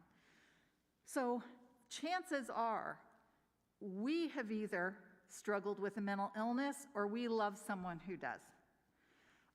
Because it is very common. And even if your mental health symptoms didn't rise to the challenge of being a diagnosable mental illness, we likely have all experienced mental health anguish of some sort over the course of our lifetime. So what I would like to suggest is that you develop a simple toolkit that might help you respond when someone approaches, which has happened to most of us. That someone, like you were saying, if someone just approached you on the street that doesn't seem like, it seems like they're struggling, or if a family member or a neighbor, is what might we do if someone seemed to be struggling with a mental health challenge? So the areas that we're going to discuss are becoming more aware of the most common mental health disorders. We're going to look at what are some additional training and education opportunities that are available in our communities. We're going to, I'm going to lay out some parameters for how you might start developing a one-page resource list for your community that you could put on your refrigerator, and how we can conduct ourselves in such a way that we become trustworthy to the people who are struggling around us. And lastly, we're going to talk about reducing the stigma associated with mental illness and how we can offer people hope, a sense of hope for recovery. So let's start with the most common mental health challenges. So if we talked about diagnosable mental illnesses, any idea? I'm sure you all have ideas about what you think maybe are in the top 3. Top 3 mental illnesses in the U.S.?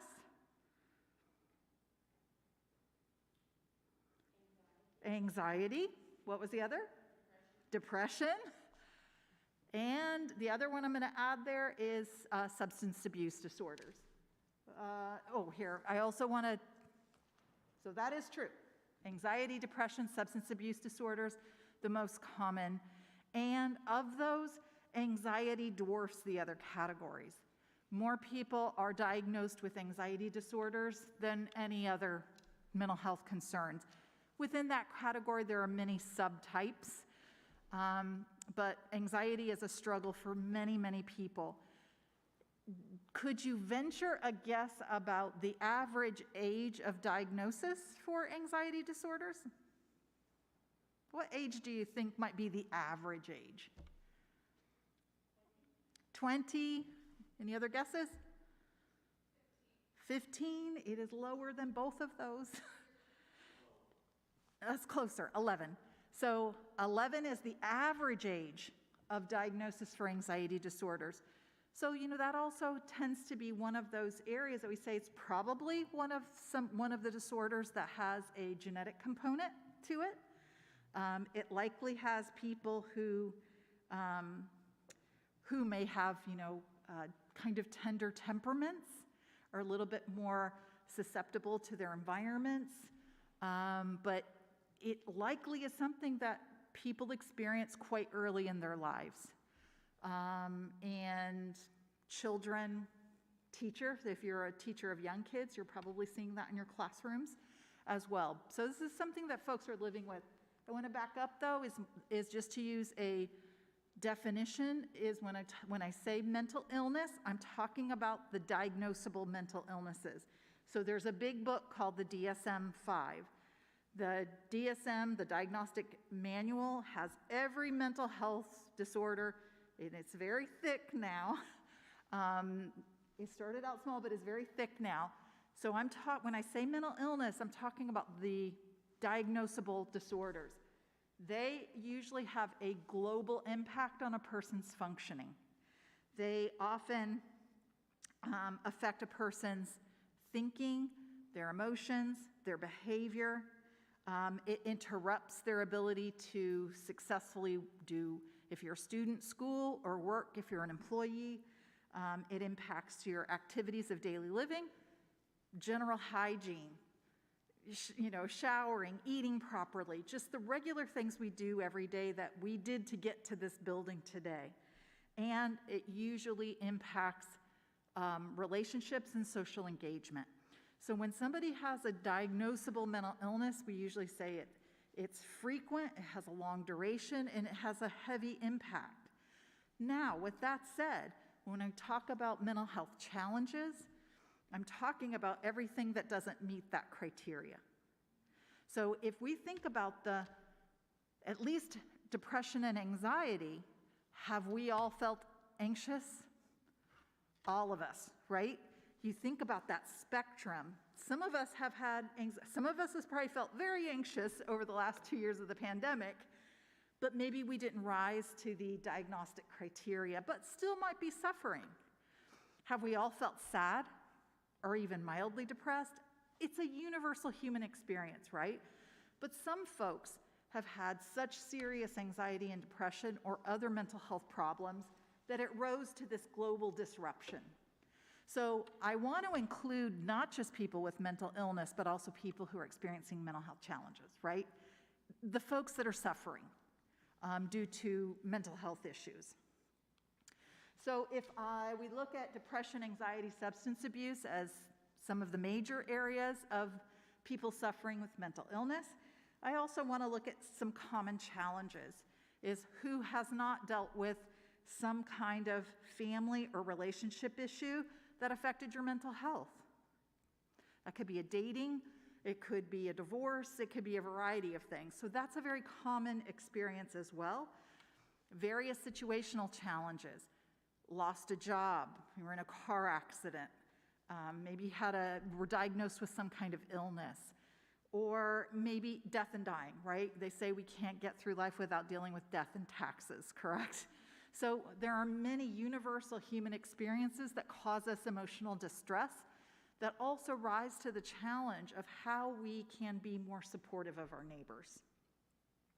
So I'm going to move to further my argument for you all to invest more time in this area by talking a little bit deeper about the prevalence of mental health concerns. So first of all is that it's not uncommon that some people have both a mental illness that was diagnosed and a substance abuse disorder. So we call that co-occurrence. So if we look down here, is you have almost 38 million people who have a substance use disorder. And if we look over here, we have almost 53 million people who have some kind of mental health issue. But look at the 17 million people who overlap. That's a lot of Americans who are struggling both with mental health problems and substance abuse disorders. It's a chicken and an egg situation in terms of what was a person's mental health symptoms so severe that they also looked to substance to try to handle those? Is it you started with substance and then also developed mental health problems? But just be aware that a sizable number of people, also some people have diagnoses for both anxiety and depression. So that these common areas also have a tendency to overlap that create more distress for people. And this data is coming from SAMHSA, which is the Substance Abuse and Mental Health Services Administration. They do a massive annual survey of tens of thousands of Americans that produce some of this data. So since this is very recent data, this also shows us some of the impact of the pandemic. So if we look over here to the this way, is these are people with no mental health problems, but look at the red and the light blue are people who report feeling distressed. So all of us appear, the majority of people appear to have some emotional or mental distress associated with COVID-19. However, if you have a mental illness or a serious mental illness, the disruption appears to be quite significant. The red bar is a lot of disruption. So we also have to think about even the times we're living in now, is that we know, because we're all jointly, globally living through the pandemic, it's caused us some stress, but for those people who have mental health issues and substance abuse issues, that could be double, triple, it's amplified for those individuals. Also, is that there is a cost to untreated mental health problems or unsupported, and that cost can be seen in many areas. For instance, just from a human resources perspective, the productivity that we lose from depression and anxiety is tremendous, is where people maybe are not only as productive at work, but they may also not be able to do the kinds of things you need to do at home. Clean, cook, some of those basic things you just don't feel like you have the energy to do. People also often, what we call ahedonia, is people lose the pleasure. They lose a pleasurable experience associated with things that were once pleasurable. And life just sort of went from being in color to being in black and white. Relationships often suffer because often people with mental health problems either withdraw or lash out, and relationships may have a lot of stress on them when someone's dealing with mental health issues that are not being treated. You can have health intersect mental health in both ways. Some people can have a chronic chronic health issue that they also have mental health symptoms associated with, but you can have the other way around too, is a person has mental health problems and their health starts to decline, often because they aren't attending to their needs as well. But the most significant one that we would be concerned about is loss of life. At least in the other areas, we have a hope that the person could still get treatment and move into recovery. But if a person has lost their life because of mental illness, you feel like that was such a senseless loss. And our goal ought to be is zero loss of life due to mental health issues. So here's some very recent data from the Centers for Disease Control that show the deaths by drug overdose. And you see a big uptick in the last years, right? It probably represents the opioid crisis to some degree in those numbers. Not everyone on this list will be people who had a substance use disorder. Could be suicide, it could be something else accidental, but we can assume that the majority of people in this data are people with substance use disorders. So that's another reason why the investment in more time. It's common, it's prevalent, it can end in loss of life, which is too precious, right? The other is that the suicide rate is also significant in the United States. So this is, again, CDC data that goes from 2000 to 2018, and it is the 10th leading cause of death. We've lost 47,500 people over that span due to suicide. If we look at specific age groups, it's the second leading cause of death for ages 10 to 34, and the fourth leading cause of death for 35 to 44 group. Some 2.5 times people are lost to suicide versus homicide. We hear a lot about crime, right? And the concerns about crime and loss of life in crime. However, I'm not sure that we hear the same kind of emphasis placed on the loss of life we have due to mental health problems. So let's dig a little bit deeper even into that data. So one thing we learn in mental health areas is we learn that a layperson can easily learn as well as we learn about signs and symptoms. So a sign is something that you can see, it's observable. So for instance, if someone was depressed, what might be something that an outside person could see that might give you indication that you were concerned about them?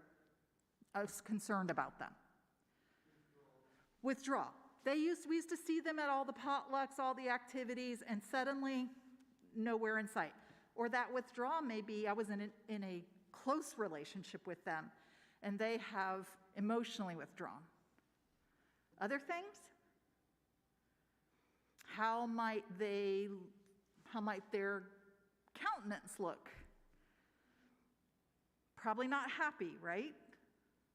We might observe sadness, crying, looking down. You might see them not as well kempt as they used to be. If you were an instructor, coworker, or whomever, you might have seen a high caliber of work coming from them that suddenly declines, or might even gradually decline. Those are all signs, right? I could directly observe those things. Someone might not be eating. They might not be sleeping if you were a roommate. Or the opposite, eating constantly or sleeping all the time. Those are signs we can directly observe them. Symptoms, on the other hand, are things that the person themselves experiences. So if a person was feeling fatigue, for instance, secondary to depression, I might not know that unless I ask, correct? If you were feeling hopelessness or fear, I might not know that unless I asked. Those are symptoms. So sometimes the signs that you see are cause for you to ask questions about symptoms. And so my standard thing is, I'm concerned about you. I noticed that we haven't seen you, like whatever it is, at book club or at potluck or at church for quite a while. I'm concerned that, you seem particularly sad and down lately. Or it seems like you're often argumentative, or work isn't fun for you anymore. Is there something going on that I could be helpful? And then you could ask about symptoms. So I want to share some additional data for you that could help you with signs preemptively, that you might have a sense of who is at greatest risk, in this case of suicide, secondary to who they are. So, first of all, this is SAMHSA, again, the Substance Abuse and Mental Health Services. This is 2020 data. So over 12 million adults had reported, because it's a survey, reported having serious signs of thoughts of suicide. And of that group, over 1 million of them made an attempt. Not necessarily completed. That's a lot of Americans, right? A lot of Americans suffering, and many of them acting on that suffering. While the data I'm sharing with you relates to adults, it's also a concern for youth. And if we were to look at this same slide for young people, like ages 10 to 13 or 14, that number would be about 3 million of them reported having serious thoughts of suicide, and about 600,000 making an attempt. If we look at this by risk factor associated first with race and gender, so AI stands for American Indian. So if we were to say, is someone by race, who appears to be at greater risk by race? And which race is it? So on the blue side are men, and these are women: American Indian, Asian Pacific Islanders, Black, white, Hispanic, white, non-Hispanic. By race, who appears to be the most at risk? American Indians and non-Hispanic white people, highest group. By gender, who's at greatest risk of completing suicide? Men are far exceeding, right? The curious thing is that women attempt more, men complete more suicide, often because they use a more lethal means in an attempt. So if we were just to look at this data, we would also know is white men tend to be at very high risk. That's a higher risk group. Native American people, both men and women, also tend to be in a fairly high-risk group. If we were to look at this by gender alone, gender and age, so for women, the highest groups appear to be women in their working years, right? In the most productive years of their life, when they're out in the workforce. If we, by contrast, look at men, would you expect this to be the highest group? The oldest men. So it's the men in retirement year, the women in their working years are at the highest risk. And, you know, they don't know for sure, but some of the concerns are for women in these years is maintaining family responsibilities, work responsibilities. It's not uncommon for women in these years to be caring for frail elders and children at the same time. For men, what we might see here is also Americans have a really strong identity to our identities are tied to our work, and retirement may be very difficult then, when suddenly those things that really were important in driving are gone. We see in both sets of data, then we have a clustering of the other age groups much farther down. But this data in terms of signs tells us concerned about Native American folks when it relates to suicide, concerned about men in particular. We're concerned about white men who are older.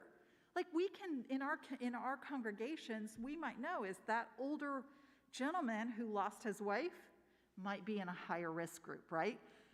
That person might really benefit from that call on the phone, let's go out to lunch, bring the casserole. If we look at this data by living in rural and urban communities, the dark side are male, the green are female. Did you expect that people who live in rural communities are at higher risk? But small cities, rural communities tend to have higher suicide rates. And some of the explanation for that could be people in rural communities can live more isolated, and you might be on the farm and no one sees you for a while, and it isn't as odd as someone who maybe lives in a suburban community or lives in the city. We have much fewer mental health providers and medical providers in rural communities as opposed to their urban neighbors. And you also see by gender here, again, men far outnumber in terms of completed suicide. So are we not prime in our communities in this region? And if we think about our church communities, is older white men who live in rural communities tend to be quite high risk. And they may be people that are neighbors and are church members that we might want to pay greater attention to. Also, this has been long-standing data, is that the Rocky Mountain region tends to be the highest suicide rate in the country.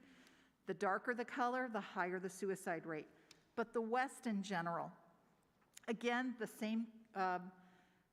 same explanations may be more isolation, fewer providers, higher firearm ownership per capita, has an impact also in statewide data. But these are our neighborhoods, correct? So if zero loss of life due to mental health struggles, one of our goals is these in terms of understanding signs might give us a keener sense of who to pay attention to in our community. So if I want to also continue my argument for why I think you need to spend more than this hour becoming ready to create caring communities around people with mental health struggles, the other thing that you need to do is to educate yourself more about these things. So if we look at this from a biopsychosocial perspective, is not just mental illness, but mental health challenges, the bigger group. There tends to be certain things in these categories that can put you at greater risk. So in the biological, for instance, is having a chronic medical condition. Even something like diabetes have higher incidence of depression. Being a family who have been dealing with cancer for almost a year now, it's a very anxiety-producing thing, is to try to deal with that sense of unknown or the difficulty around treatment, and it can be very anxiety-producing as well. If you have a family history of mental illness, many major mental illnesses have a genetic component. You may be more likely to develop a mental illness based upon your family history. If you have also yourself had a prior mental health problem, if you've had a prior suicide attempt, if you've had a prior history of addiction, even if you have had a family member close to you who has had a suicide attempt or completion, you are also at higher risk. Psychological, we're learning more and more about the role of early trauma on the development of mental health concerns. So if we know also that someone earlier in their life has been exposed to trauma or abuse, it also is to take greater care for those folks. Like, haven't you all been watching with your heart sunk in the people in Ukraine? As you think about those children, for instance, that were just so suddenly displaced. Now, this kind of strife is trauma. It has been happening in countries globally longer than Ukraine, right? Is people living through war is certainly one of those areas that we'd say is a trauma as well. And we can't get through life unscathed. We've all had some kind of stressful events, breakups, failing a class, changing majors, changing careers, loss of job, divorce. All of those things can help to predispose us to experiencing more mental health trauma. I cannot also speak enough about the role that poverty plays in many areas of people's lives, both mental health and medical. When people are spending so much energy trying to get their basic needs met, it can create the scenario for which they also develop mental health issues as well. So having economic security is important. Being isolated. The more we're in contact with other people, the more eyes on us, the more likely a safety net gets placed under us.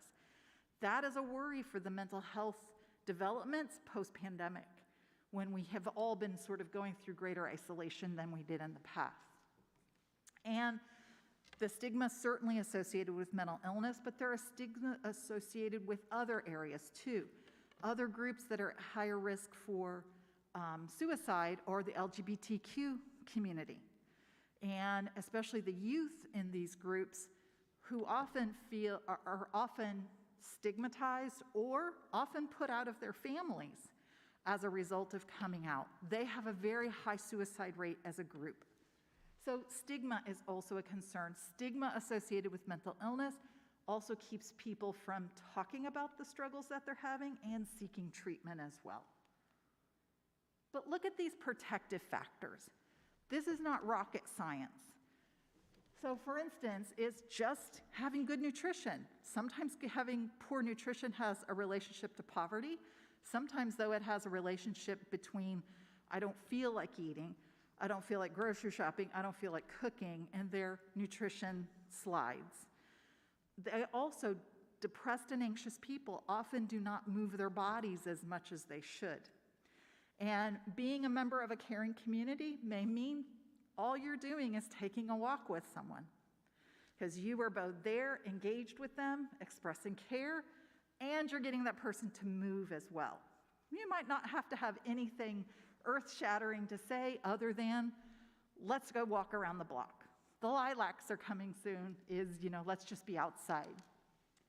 Psychologically, as people with a high self-esteem, again, that early trauma in life may have lowered our sense of self over time and predisposed us, but having a high sense of value. I think this is something in the Christian community, is that we can stress the sense of human beings are valuable because they're children of God, regardless of your station in life. And that sense of value can also give you some resilience. Is if you're able to regulate your emotions and control your emotions, you tends to have a protective factor associated with it. And when you have coping strategies as well. One thing about being a people of faith is, does part of your spiritual practices become part of your coping strategies?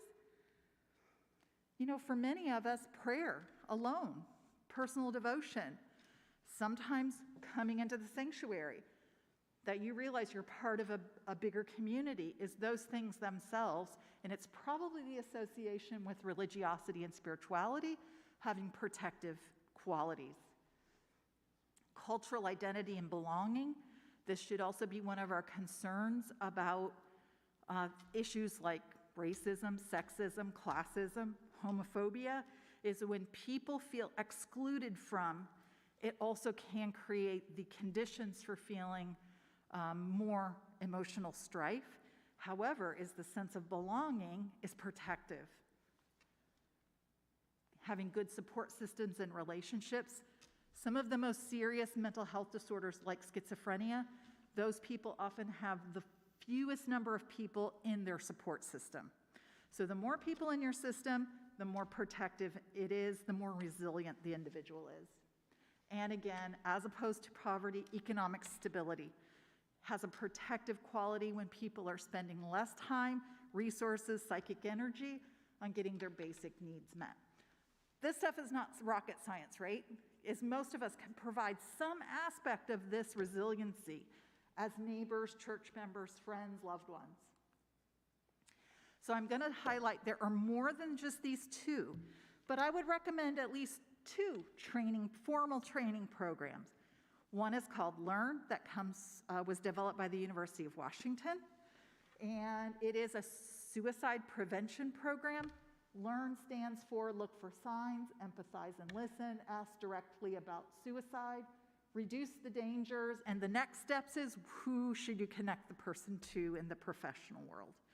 So LEARN is one of those programs that we could take and learn more about mental illness and suicide prevention.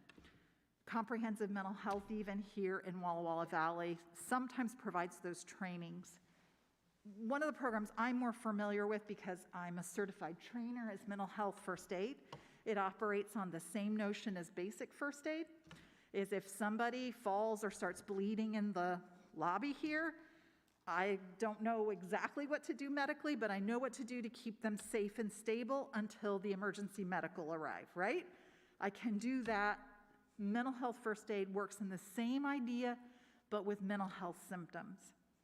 Is what could a layperson do to keep someone safe until an appropriate mental health provider is put in place?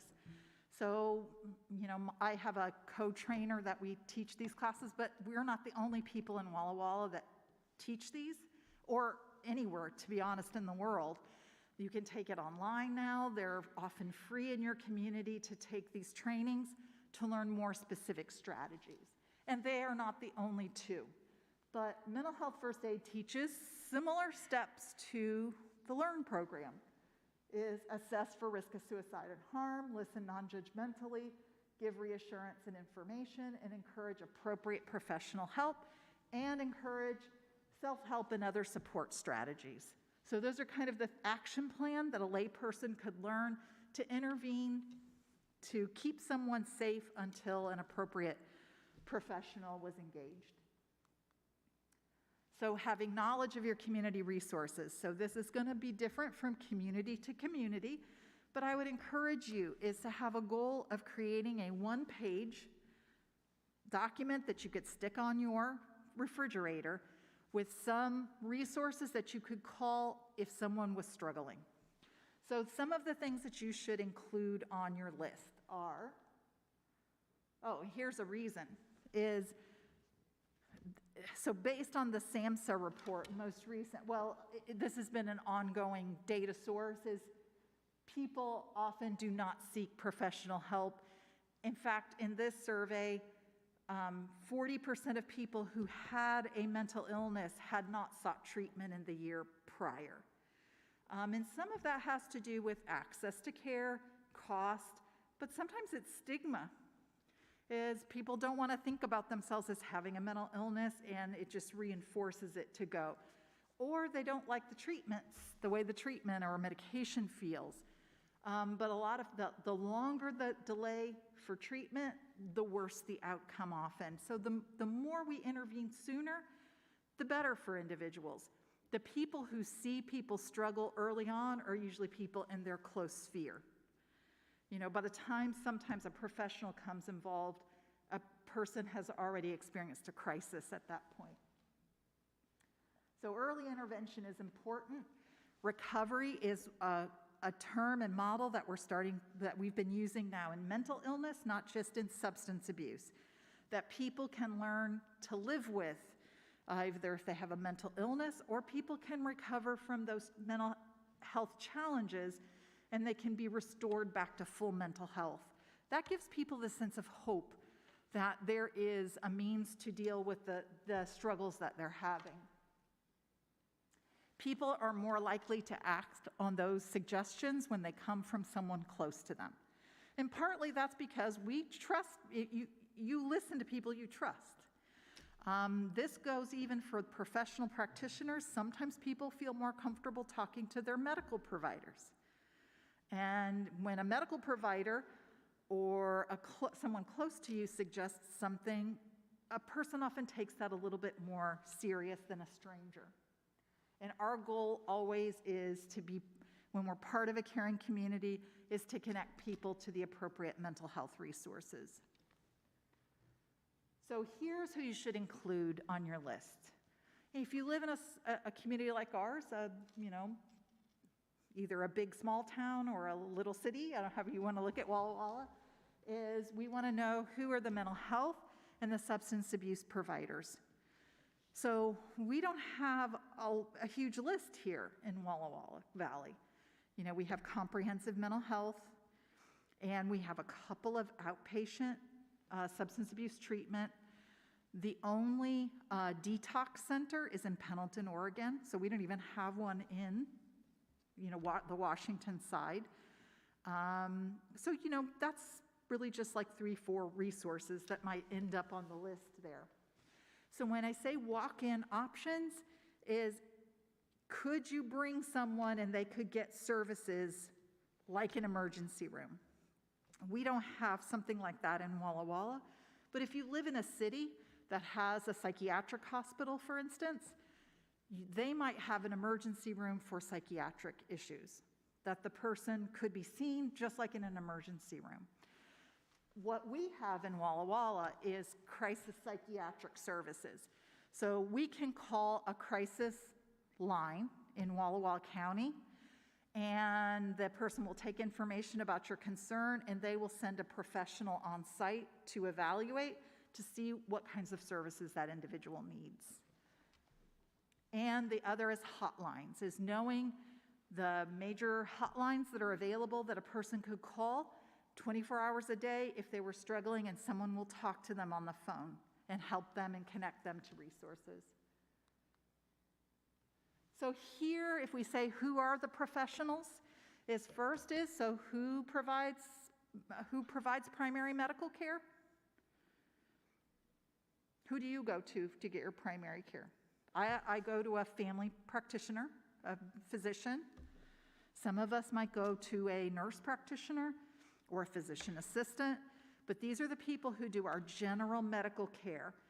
And if nothing else, is they can make sure that the person's signs and symptoms aren't associated with a medical issue, or they can also connect them to the appropriate psychiatric or mental health providers.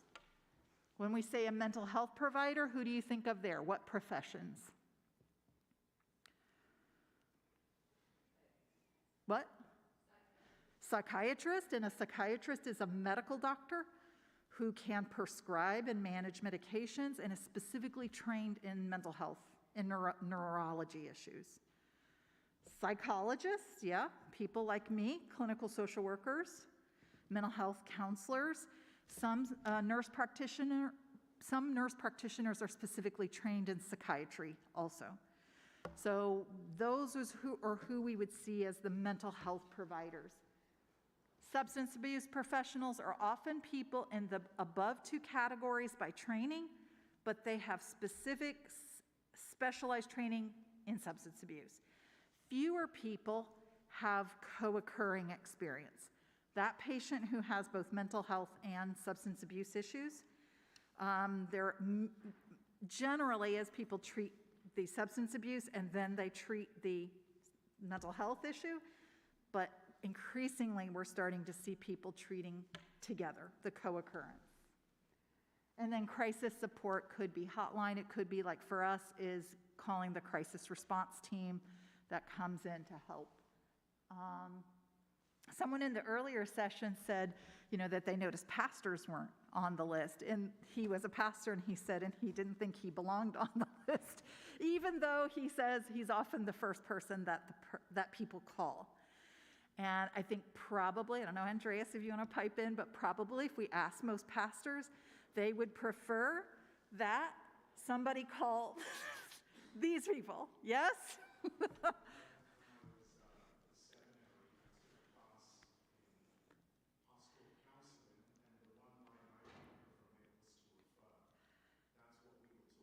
Yeah. You can do an intake for a few sessions, but this is for people who are specifically trained in this. Yep. And we ought to be referring them rather than Yes. trying to deal with it ourselves. Yes. So that's what I tend to do. I have a list of resources. There you go. that I refer.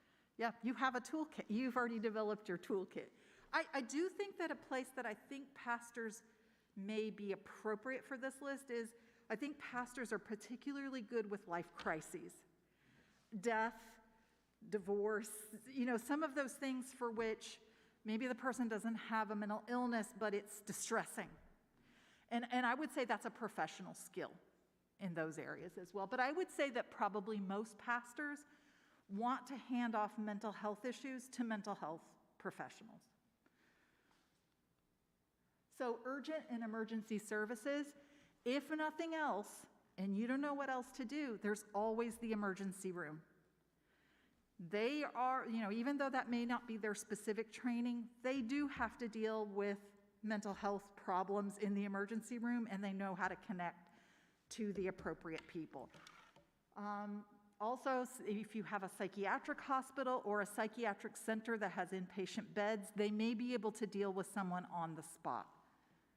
And then the crisis psychiatric services, mental hospital, for us, it's the crisis resource line.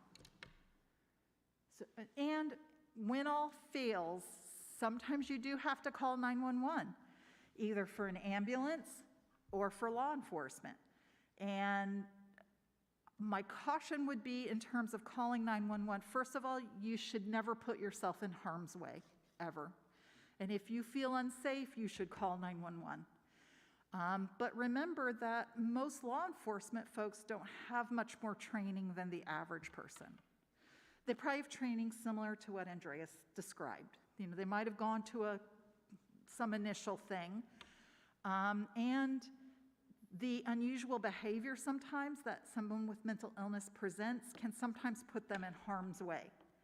But if you feel unsafe, call 911 in an emergency.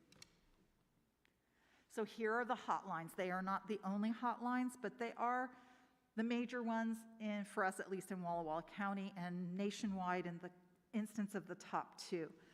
So the National Suicide Prevention Line, these people have specific training in intervening in a crisis. It's available every day, every hour of the day. They also know how to connect someone to the local community, not unlike a dispatch at 911 would. The one that is not a new, but newer than the top one is the crisis text line. And what's exciting about that one is especially people from younger groups would prefer to text with someone than speak with them on the phone. And so you can text your concerns to the text crisis line. And they have some big data analysts who are working with the crisis text line who have started to analyze the data that comes through to give us more sense of who's at higher risk. That can be words that they use in the text, emojis, different medications like Tylenol that they might mention, that they know then the people who are receiving the text know to flag someone to be at a higher risk factor. So again, that one is a national service available 24 hours a day. Crisis response is for Walla Walla County specifically, and that's where we call to get someone to come and assess someone on site since we do not have a psychiatric emergency room.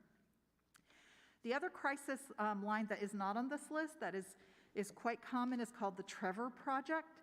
And the Trevor Project is specifically looking, it is aimed at youth in the LGBTQ community who have a very high suicide rate.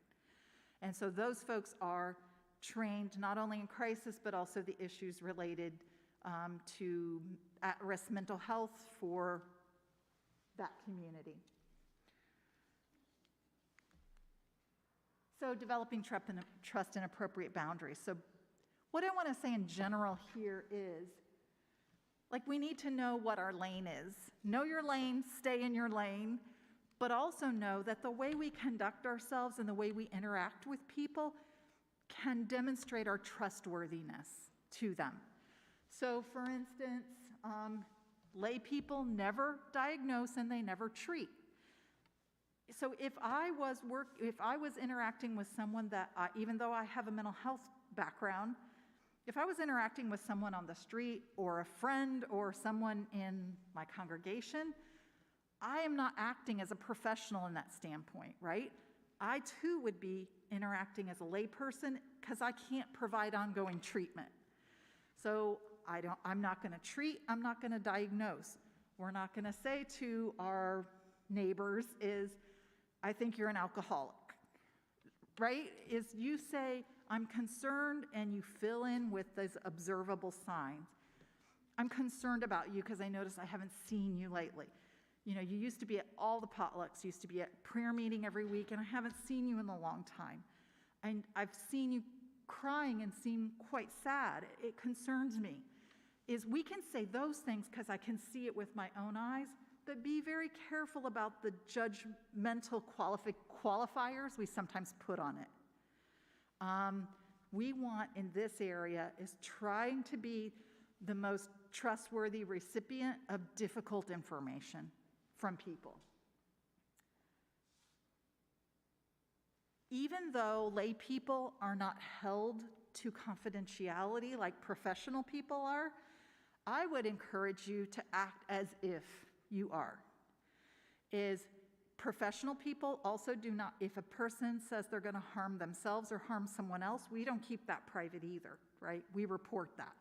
So you could say to someone, I can report that, or I feel like I'm out of my lane and out of my league here, I need to contact someone else. But you can be forthright about that. But when someone shares some information with you, keep it private. That demonstrates respectfulness and your sense of trustworthiness too. That if they share difficult information with you, that you are going to treat that privately or helpfully. Our goal is always to link people to the appropriate mental health providers, which we've talked about already, and they're on your list on your refrigerator. And remember, safety first. Don't put yourself in harm's way. If you have to call 911, do it, especially if someone might have a weapon or what have you, but if you feel unsafe or way out of your league, call for help. And somehow those crisis situations never seem to happen during office hours. So reducing stigma and restoring hope. So stigma, in this instance, we're talking about stigma as it relates to mental illness, because stigma is associated with other things as well. But in this instance, it's the negative attitudes that people have about mental health challenges. The concern is it can lead both to a sense of dehumanizing individuals.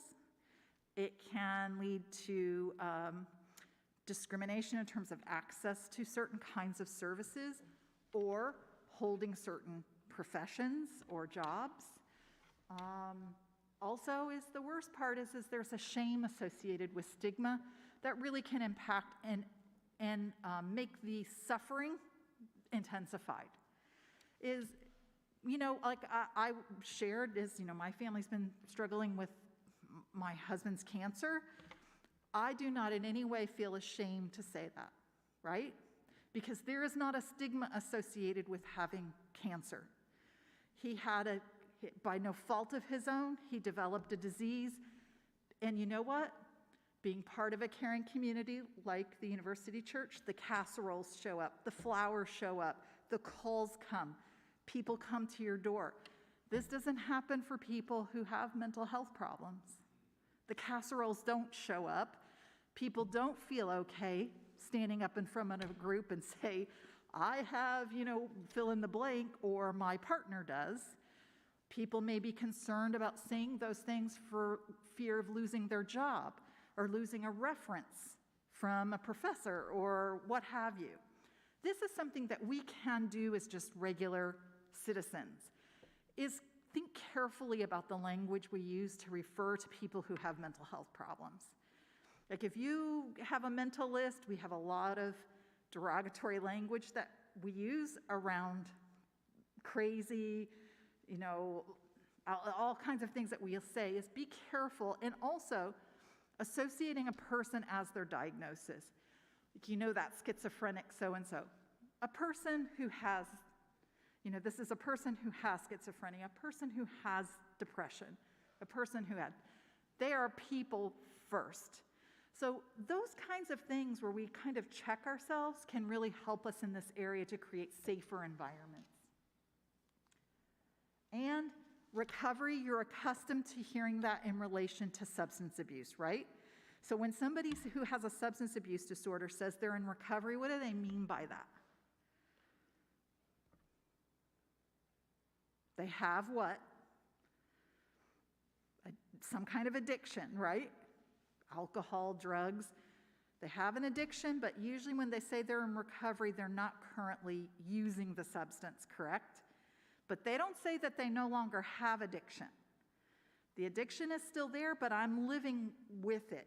We're starting to use this same model when we think about mental illness, is that some people there are some people who have had a major depressive episode and never have it again in the rest of their life. Now, if you have had one, you are more likely to have another, but it's not a guarantee. Some people recover from that episode and live full and productive lives. Most people with mental illnesses do not stay in that state of crisis or unusual behavior. They usually go back into recovery with treatment, some people for medication, with support of their families, and live productive lives. So we're starting to think about mental illness with that same kind of caveat. I know that somebody I have a lot of respect for was the former dean of the engineering school, Doug Logan, who he struggles with depression, and he would take every opportunity when he was dean, if someone asked him to get up and talk about being diagnosed with depression, how it affected his work, his relationships, how he got into treatment, how it worked for him, and how it has been successful for him to stay in recovery. One, it took a lot of courage for someone like him to get up in front of, especially a lot of students, and say that. But it also comes with this astounding message of hope, right? We see him an accomplished man who's very secure, very successful, also talking about his past struggles and his current victories. So recovery also brings with it this sense of hope. And with that is the resilience. Like, we need resilience to face stressful events. So I want to end with mental health. So if we think about recovery, then what is mental health as opposed to mental illness? It's a state of well-being where a person realizes their full potential, that they can cope with life stressors. They're actively engaged in their relationships, in work, in school. They contribute to their communities. Even people who have a lifelong mental illness that they struggle with can achieve this, right? They can achieve, even though they may have lapses of difficulty, they can go back into recovery and achieve mental health. And we can be part of the support around them that helps them maintain mental health. So lastly is just to remind you, is my challenge for you, is beyond this hour, that you would invest some time as a lay person, as a neighbor, as a church member, as a community member, is becoming more aware of the most common mental health disorders, like we talked about, anxiety, depression, substance abuse, getting more specific training and education, like mental health first aid, like the life program, the Learn program. Develop your resource list that you put on your refrigerator so you know who to call in a crisis. Conduct yourself in a trustworthy fashion that shows your respect for others, especially those who are experiencing stigmatizing mental illness.